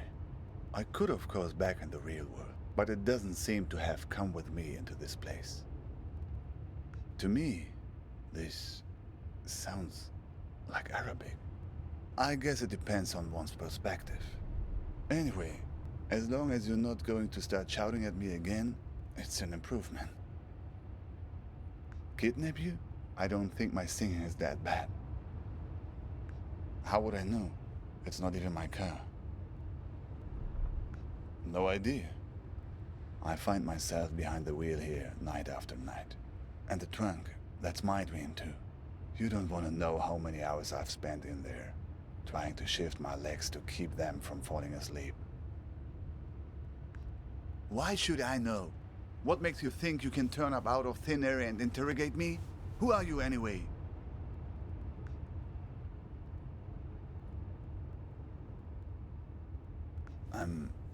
I'm not sure actually. But here, it's funny. On this highway, everybody calls me Al-Shatir.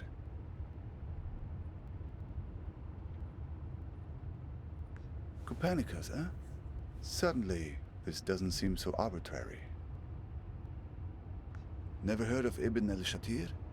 A famous astronomer. I guess you don't learn about him in your schools. One of the forefathers of astronomy, in many ways a predecessor to... Yes, that's right. Copernicus, Al-Shatir. Two iconoclasts from different lands who challenged the belief that the sun revolves around the earth. Two dreamers who had the conviction that their unique consciousness is not the only thing in the center of the universe. Maybe you're not just part of my story, like I'm not part of yours. You were trapped in the trunk, where I've been many times. It's like you've wandered into my dream, and I've wandered into yours. Takes a leap of faith, I know, to admit that we both exist.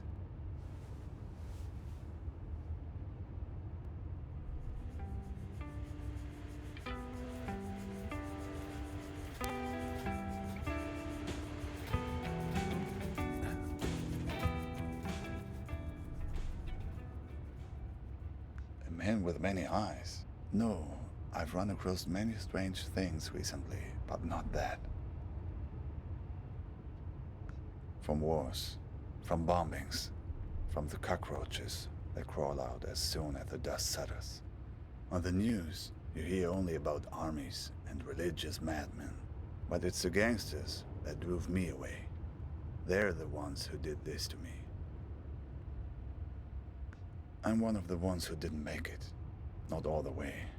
I'm stranded somewhere in between, trying to complete the journey every night in my sleep. The El Mahdi army. They called themselves an army anyway. They were looking for my brother-in-law, because he worked as a translator for the US military. Neighbors warned us we should move, and so we did, twice. Yes, twice. No sooner had we moved the first time than neighbors started telling us that we should move again. That there were people looking for us. By this point, we already felt a bit like exiles. And once you're an exile, you never stop being one. The hard part will always be leaving our first house. That's the house I grew up in. The backyard, where we used to sit and tell stories, where we would pick oranges from our own orange tree. The what? A few years passed and we forgot about the threat. Life had returned to normal, and that's when they came back and picked me up. 2 days later, when I woke up in the Baghdad hospital, I found out that they dumped me off there and told the hospital that I'd hurt myself in a work accident. Yes, after that, I couldn't stay. The women in my family, my mother, my sisters, they were the only ones who knew. I was very close to the women in my family. They were the ones who were around all the times while I was recovering. The men, my father, my brothers, always working, always out of the house. I got on a plane to Istanbul, where my cousin lived. He took me to Izmir, where the smugglers are. They're easy to find. I bought a space on a vessel, headed to Mytilene, Greece, the closest harbor in Europe. Just a simple raft, but not as overcrowded as in some of the stories you hear. I was lucky, at least in the beginning. We couldn't leave for 5 days. Too many Greek army ships in the sea. Every morning, getting up at 3:30 to make a go of it. By the 5th day, I was so tired of waiting that I wasn't even scared to get on board any longer. Finally, impatience had overtaken fear. We did not make it to Europe. A boat pulls up next to us. People are trying to understand what's going on, but the men on the ship only speak Greek. At first, people are worried that it's pirates. They take everything from the passengers. Sometimes take the passengers themselves. Sometimes just ram the boat and laugh as it sinks. But no, these are police, it turns out. They take us back to Turkey, where I'm waiting, and waiting, and waiting.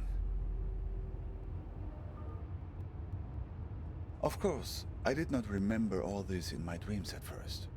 These were things I remembered from clues I found along the highway.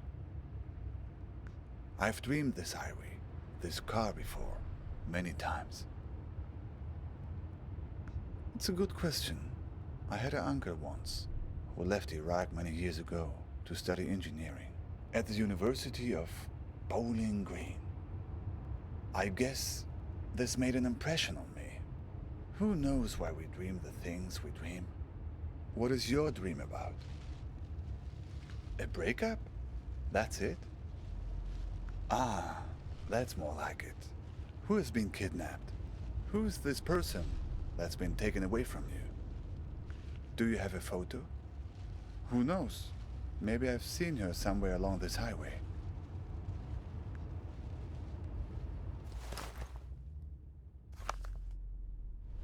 I know her, the same woman, but with different hair color.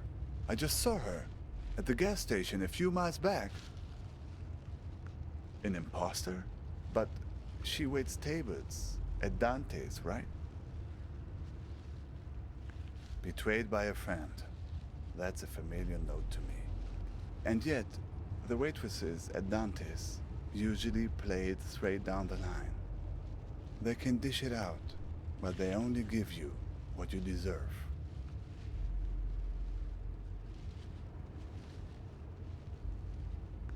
See, that was your first mistake. In this place, it's important to see things for what they really are. Keep them pinned down. The moment you start shifting things around to suit your needs, well, you're like Pandora, opening the box. She was standing with 2 men. It looked tense, like she was defensive about something, explaining herself. I don't think they fully believed her. One man was wearing an orange vest. He seemed to be in charge. Another shorter guy next to him. Mean looking, like a shrew. Sounds like getting in my dream. Getting in the trunk. May have saved your neck. No, I didn't get a look. I just heard one strange thing they said. That they were looking for a guy with 8 fingers. They were going to find him. Something like that. 8 fingers. 8 digits, maybe. Uh-huh. And you wouldn't happen to have a strange blue box with you, would you? That was the other thing they mentioned. They have the key, but don't want the box opened. Well, if they were chasing you... Say, have you noticed how many tumbleweeds there are suddenly? I don't know, but the weather also seems to be turning suddenly. Turn on the radio and see if you can find a weather report. My God! Get that thing off the window! Get it off! Get it off!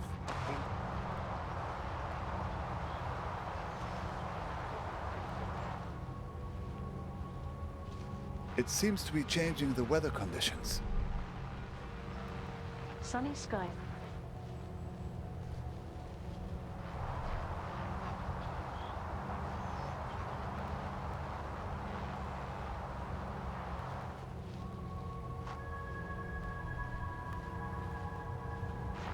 Sunny sky. We'll leave you.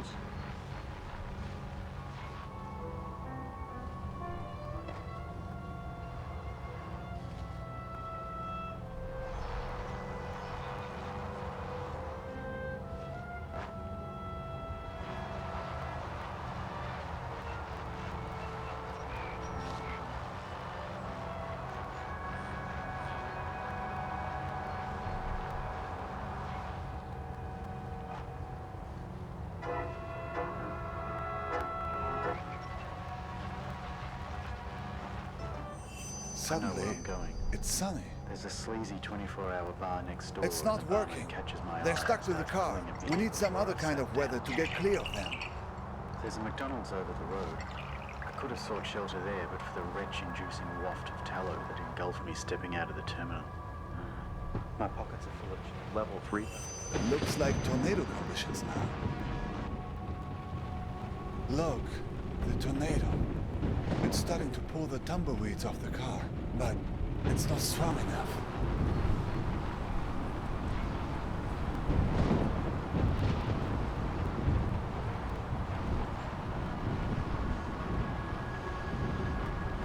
Warning. Tornado. It worked. Oh, good riddance.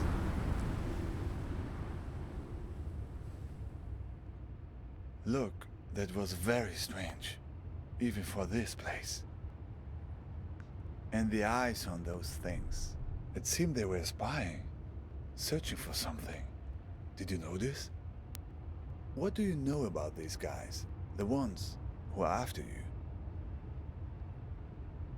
Seems he had a few extra to spare for the tumbleweeds. I see. What else? Oh, let's see.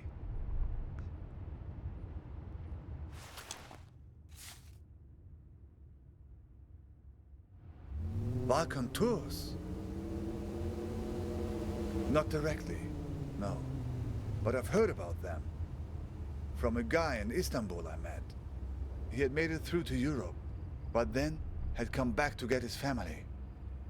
But that's another story. He had come across these Balkan tours on his way back from Serbia. He warned everyone about them who would listen. Apparently, they had a charitable program to help refugees, promising to help them. But no one who accepted their help was ever seen from again. People just disappeared. And it wasn't just people in the refugee community either. Tourists too. There were strange stories.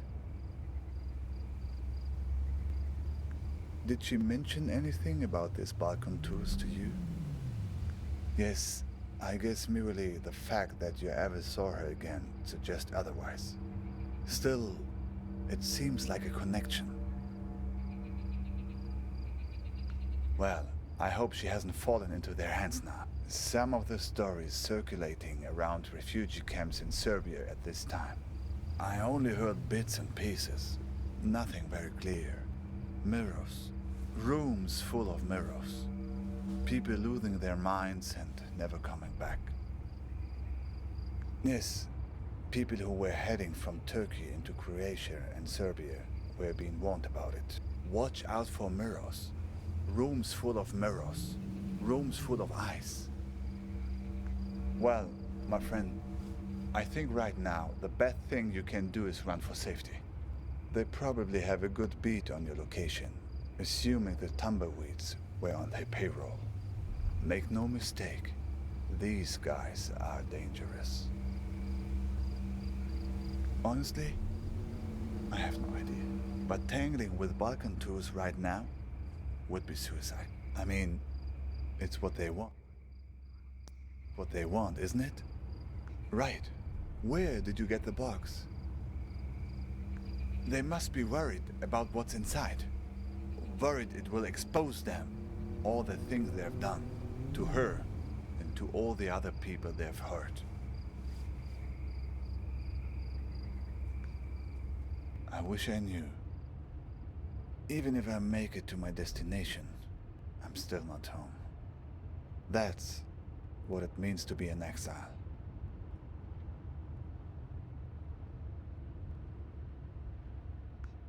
My niece, Nadia, used to ask me that question all the time.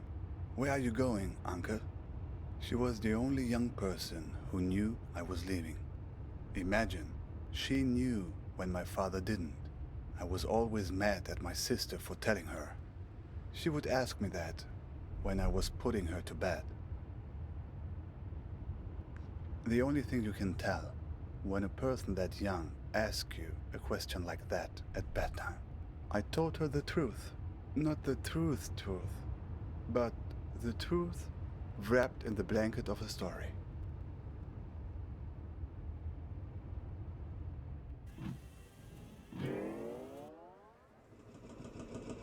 There's a place where the river Tigris runs through Baghdad. A place called the Two-Story Bridge. When I was a kid, I would go fishing there and look out at the water and wonder where it all led. As a child, I was told that the farthest place on the earth from Baghdad is a place called Fiji. I would train my eyes on the horizon and imagine that all the water led there, to the point where the sky met the earth. To my child's mind, Fiji was the place where the sky touches the earth. These people of Fiji, they must be very tolerant people to live in such a place where one has to stoop over at all times and can never stand up straight. Eventually, they resolved to leave and find a new home where the sky was farther from the earth, where the pandanus tree can grow high enough to be woven. So they left this land right under the sky, leaving behind those people so old and bent that they no longer cared to stand up straight. The other Fijians gradually moved away from the edge of the world, and the sky got a little higher, and then they found a marvelous place. It was fertile and lush, with excellent weather, an orange tree for every backyard. But there was one problem: earthquakes.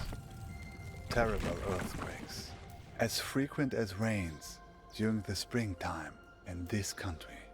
All because the sky was still close to the earth. When there's thunder, it echoes off the roof of the sky and causes the ground to break. But the Fijians adjusted. They built their entire civilization out of rubber. Rubber houses with rubber beds that would sway during the quakes, with rubber restraints that would hold the sleeping Fijians tight while they dreamed.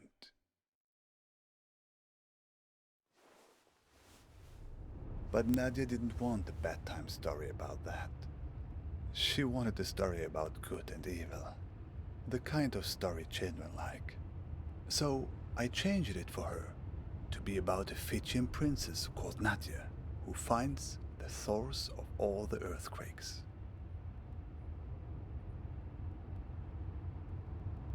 Yes, but it's a child's bedtime story. You can change the details as you go along. So, Nadia finds a dragon hiding under the earth. A dragon with a splinter in its toe, whose terrible roaring causes the earth to break. Nadia slays the dragon and saves the people by uttering a magic spell. Gonothi Seauton. Gonothi Seauton. It's actually Greek. Rolls right off the tongue, no? Okay, that was interesting. Can you say that again? Or the mirror eyes closed? Seems like it. And look, that's not the spell's only power. The card. There's a phone number on it now.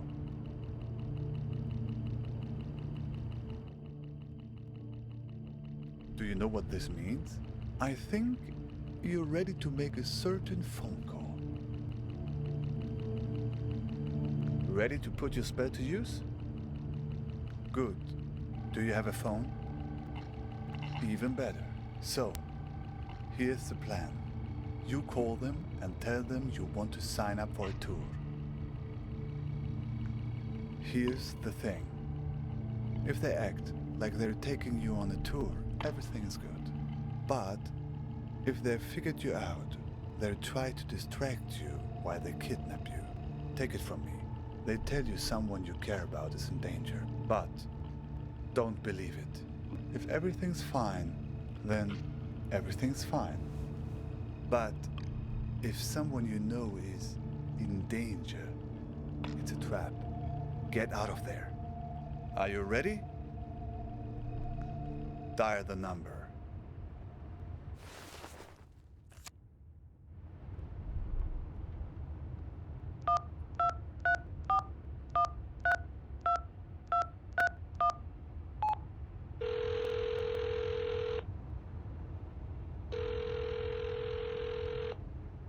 Yeah.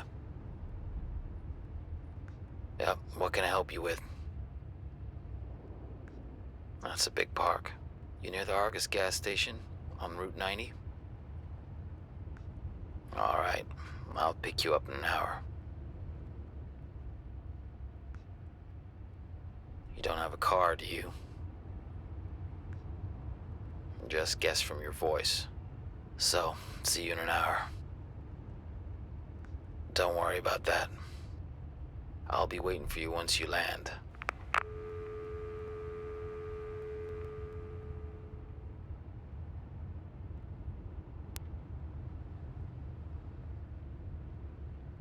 So, it worked then? I think you'll be fine. Just keep the spell close at hand. And remember, if they start telling you someone close had been hurt, it's a trap.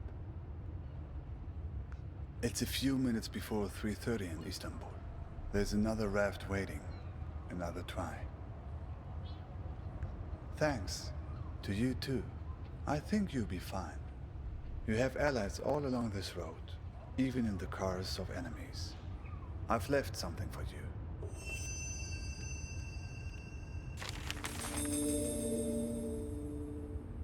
Hey, sorry I haven't written in a while.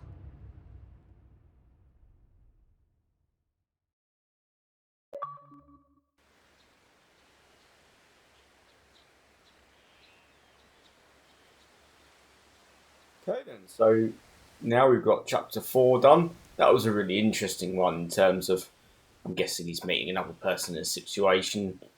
The radio thing was an interesting touch as well, over the tumbleweeds, and you know, I think we're finally a little bit closer to finding out what's actually happening. So, you know, it's gone from what I thought initially of death to, you know, something potentially a little more supernatural or a little bit odd. So, no, I'm really excited for the last ride. We will, hopefully, it will wrap things up for us. So what I'm going to do is jump straight into ride 5.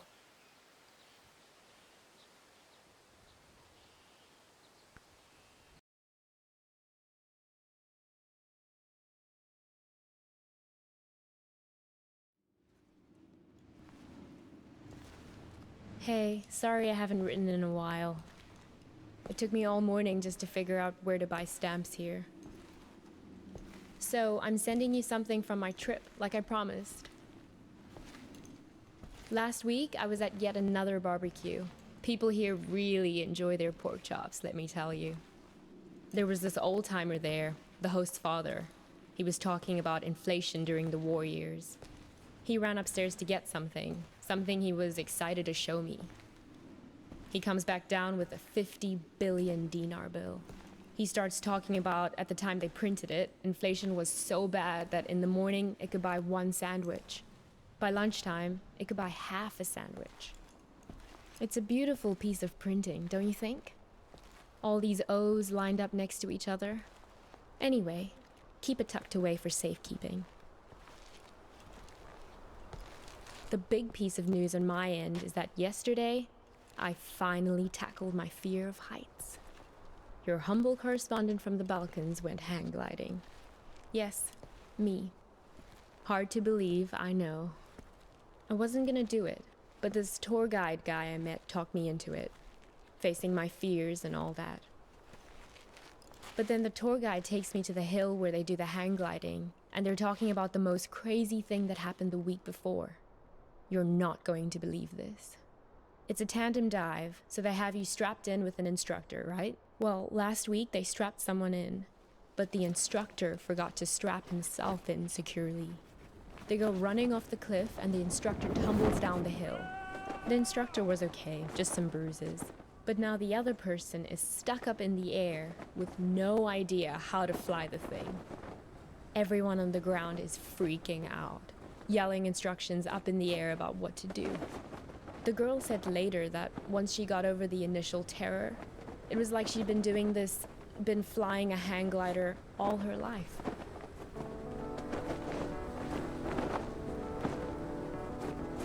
It must have been exhilarating, conquering that first wave of fear. And once you're up there, it is amazing. The best thing is that you look down and there are these tiny white cotton ball things on the ground, and then you realize they're sheep. It's not so hard to steer either, once you get the hang of it. Today, when I was looking for stamps, I bought one of those inspirational refrigerator magnets in a tourist shop. It says, "Do one thing every day that scares you." I know you think this kind of thing is cheesy, but I actually think it's profound.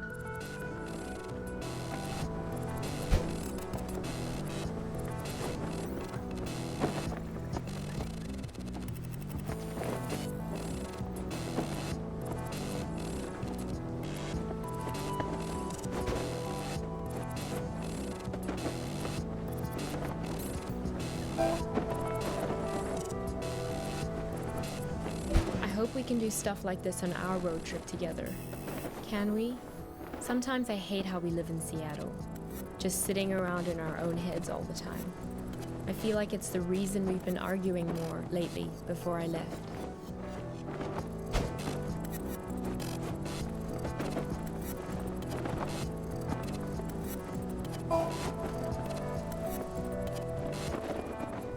If you don't shake the fear out of your system on a regular basis, it curdles up into anger. I don't want to be angry.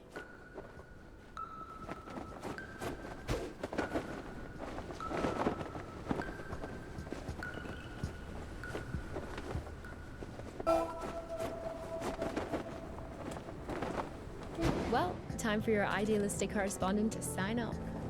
I'm so used to writing emails that it hurts my hand to write a real letter now. How sad is that? But I promise to write more often. And what about you? I don't expect a real letter, but an email would be great. How is everything going? How did it go with that California assignment? The thing about the grape farmers? That was this week, right? I miss you. I feel a little nervous about coming back home to you. But a little nervousness is nothing to worry about. That's what I've learned here. Fear is the mind killer. Love you.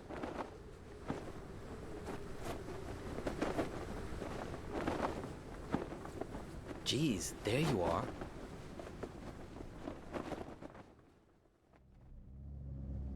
Nice of you to grace us with your presence. I've been looking all over for you. You were supposed to be waiting by the post office, remember?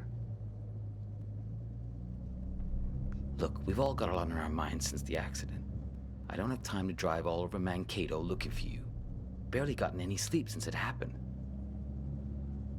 The tour, visiting hours are until 7, so yes, you'll get a chance to see her. She's in the ICU being evaluated for something called sub-fucking-arachnoid hemorrhage. So yeah, she's great, dude. Never been better. What? Hang on.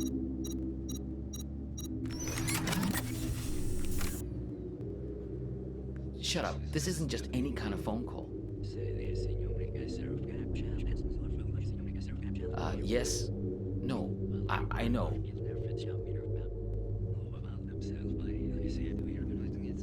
No, he turned up eventually. Yeah, he's sitting right here. Do you want to talk to him?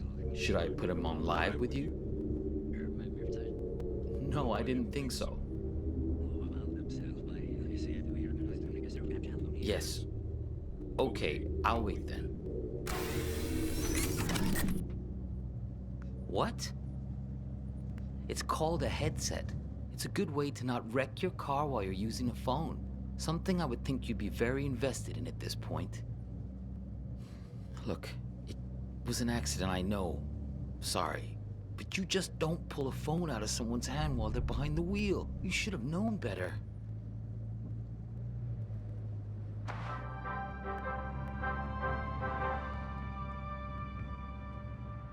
This is Sky Camp from KTOE, reporting to you from Mankato. For those of you heading south on I-169 on your Copernicus! Expect some delays around What? the Route 40 junction. Don't say anything. He can't hear me. Only you can. Listen, don't say a word. Do you have that locked box? If you do, roll down the window as a sign. Hey, do you mind? I'm trying to listen to this. A minor fender bender. Perhaps it's okay. You can close it now. No point in making him angry over nothing. Okay, good. You can't let these guys get a hold of that box. He may even have the key on him, this guy. They're taking you to her, but you have to be careful. You need to figure out how much they know. To the hospital. Is this funny to you? Because it's not to me.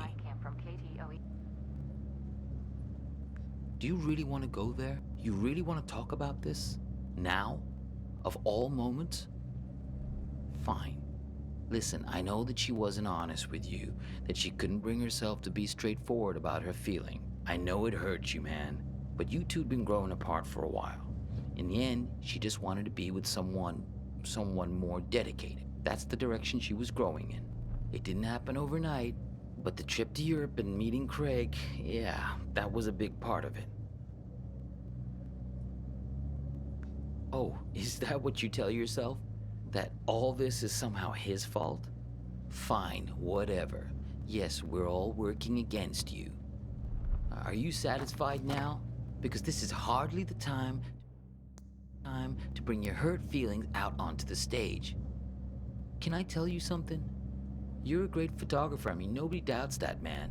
But at some point, if people keep screwing you over, keep betraying you, at a certain point, if everywhere you go, people keep being assholes to you, well, guess what? Maybe you're the asshole. The radio? Sure, go ahead. Copernicus, there's no time to lose. You have to act quickly now, before he puts that helmet on again. Use this bell. Stop him. What? Yeah, know thyself. That's what I'm talking about. Gnathi Seaton, Greek for know thyself. That's a good start. I know you've had a rough 24 hours, But we all have. I mean, she's my sister after all. He's lying. Hang on again, I gotta get this. Yeah, I'm here. We'll be there in just a few minutes. Yeah, he tried it just like we expected. No, I'm fine. Yeah, I agree. It's time to call his bluff. Step on the brake. Stop him. Do it. Step on the brake. Ah, what are you doing? Let go!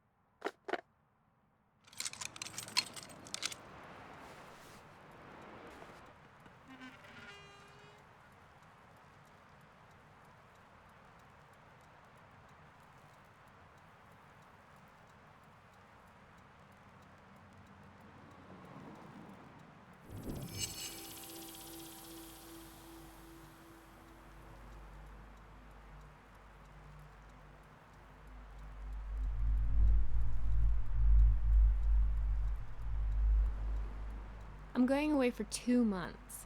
I'll be back before you know it.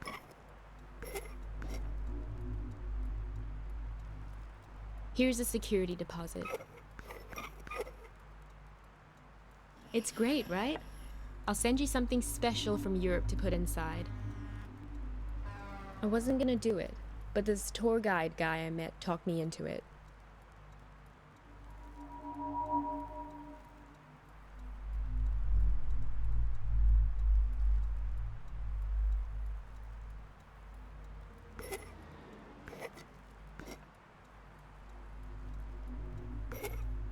So, I'm sending you something from my trip, like I promised.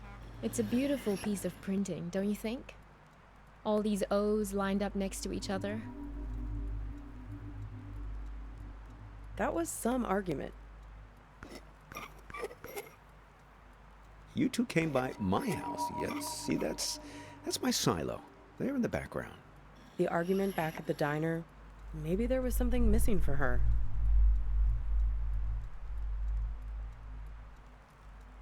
Visiting hours are until 7, so yes, you'll get a chance to... She thinks you've caused some kind of accident. Find the man with many eyes. They're the ones who did this to me. He has 10 eyes. He wears them around his wrist, like a bracelet.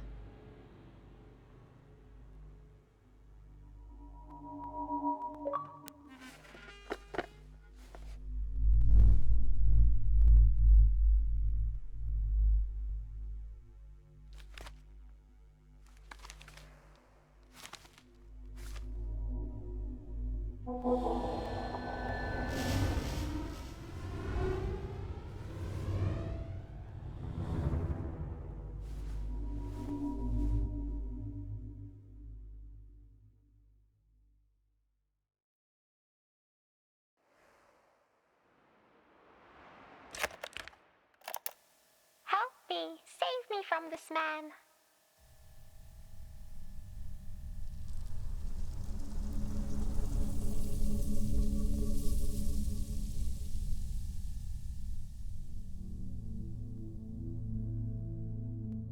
Help me! Save me from this man! Oh, please, I think you flew into the bottle on purpose.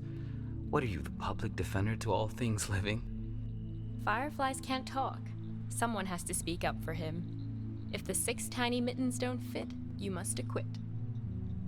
Yeah, I'll set it free in a minute. I just think this light is incredible. Let's keep him as our pet. Now is being cruel. I think I'll always remember this. This is one of those nights, right? One of what nights? We'll always have this. If you ever get to a point where you feel like you've lost me, all you have to do is find your way back to here and sit down beside me. I hope the grass isn't so wet next time. I'm serious. Write a note to your future self and put it in this bottle. If there's ever a point where things have gotten totally screwed up between us, that moment isn't real. This one is. All you have to do is find your way back to me. What if I can't find the way? That's why I've made you the beacon. A bottle with a green light to show you the way. Sense of direction isn't exactly your strong suit, Copernicus. Let's make a pact. With this honorable Firefly as witness. I promise my screwed up future self won't mess this up for us. I don't know. My future self can be a real jerk. Mine too. We're going to make mistakes. Hurt each other. Everyone does it. So, time traveler, what news? What wisdom do you bring from the future? That it's never too late. That any mistake can be fixed. Good, if that's what you believe.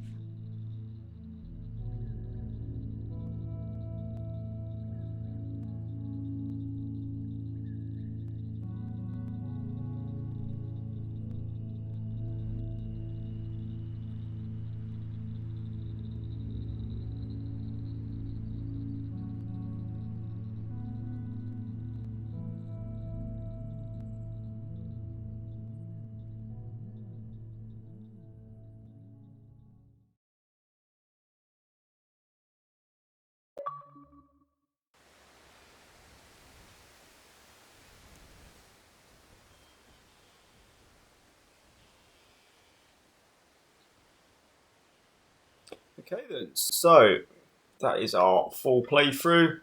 We've earned all 1000 Gs and I'm sitting on bang on 900,000 now. Definitely a very interesting, albeit slightly abrupt ending there.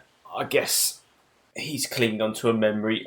I still have that theory that he was also in said crash, which they hinted at earlier, and I do feel that is his acceptance, if you will, in the stages of grief, that, you know, he's had a tragic event, he's probably at the end, and, you know, he's gone on this journey to, you know, make sure he goes out happy, whether there's an afterlife or not. I guess that's what the gatekeepers were. It's all things in his memory, you know.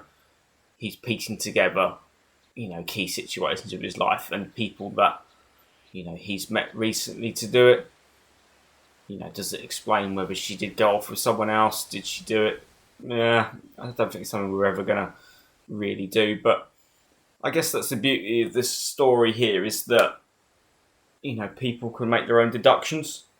You know, is he dead? That's my theory. That he's, you know, he's gone through the gates and, you know, that's his repentance, if you will.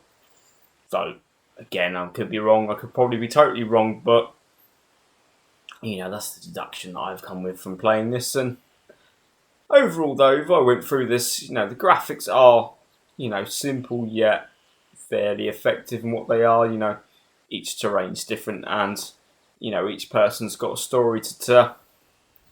You know, Vern's probably someone that you probably more relate to. You know, Hops was more of your crazy sort of teacher that, you know, you met, and, you know, you have a different perception of him to the other person. Obviously, initially, you can see there it's all based on 4 stories there. You know, story 4 probably was the hardest hitting, with the refugee trying to get from A to B.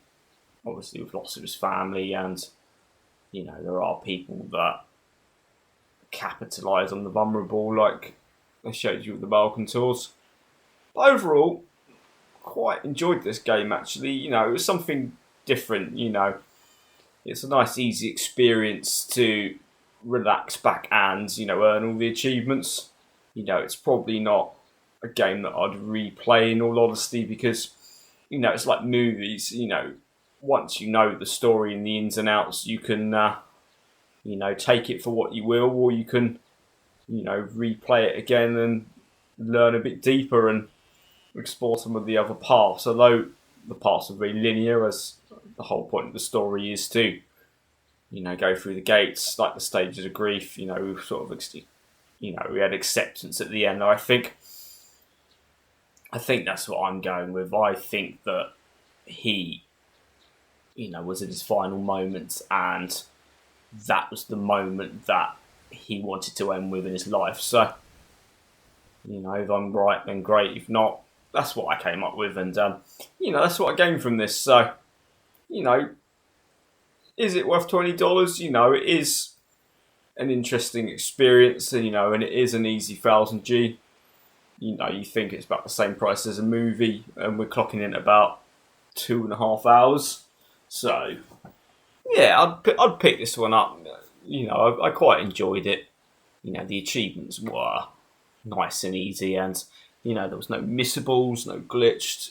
It was fairly linear and easy to complete. We just had to sit back and enjoy the experience. So, I just want to give Versus Evil a big thank you. As being one of the heralds, I got the opportunity to do a full playthrough of this game, and I thank them for the code, and look forward to doing stuff for them in the future. Anyway, guys, thank you for watching. I hope you enjoyed the story. Put in the comments below what you made out of the story, what ride you like the most.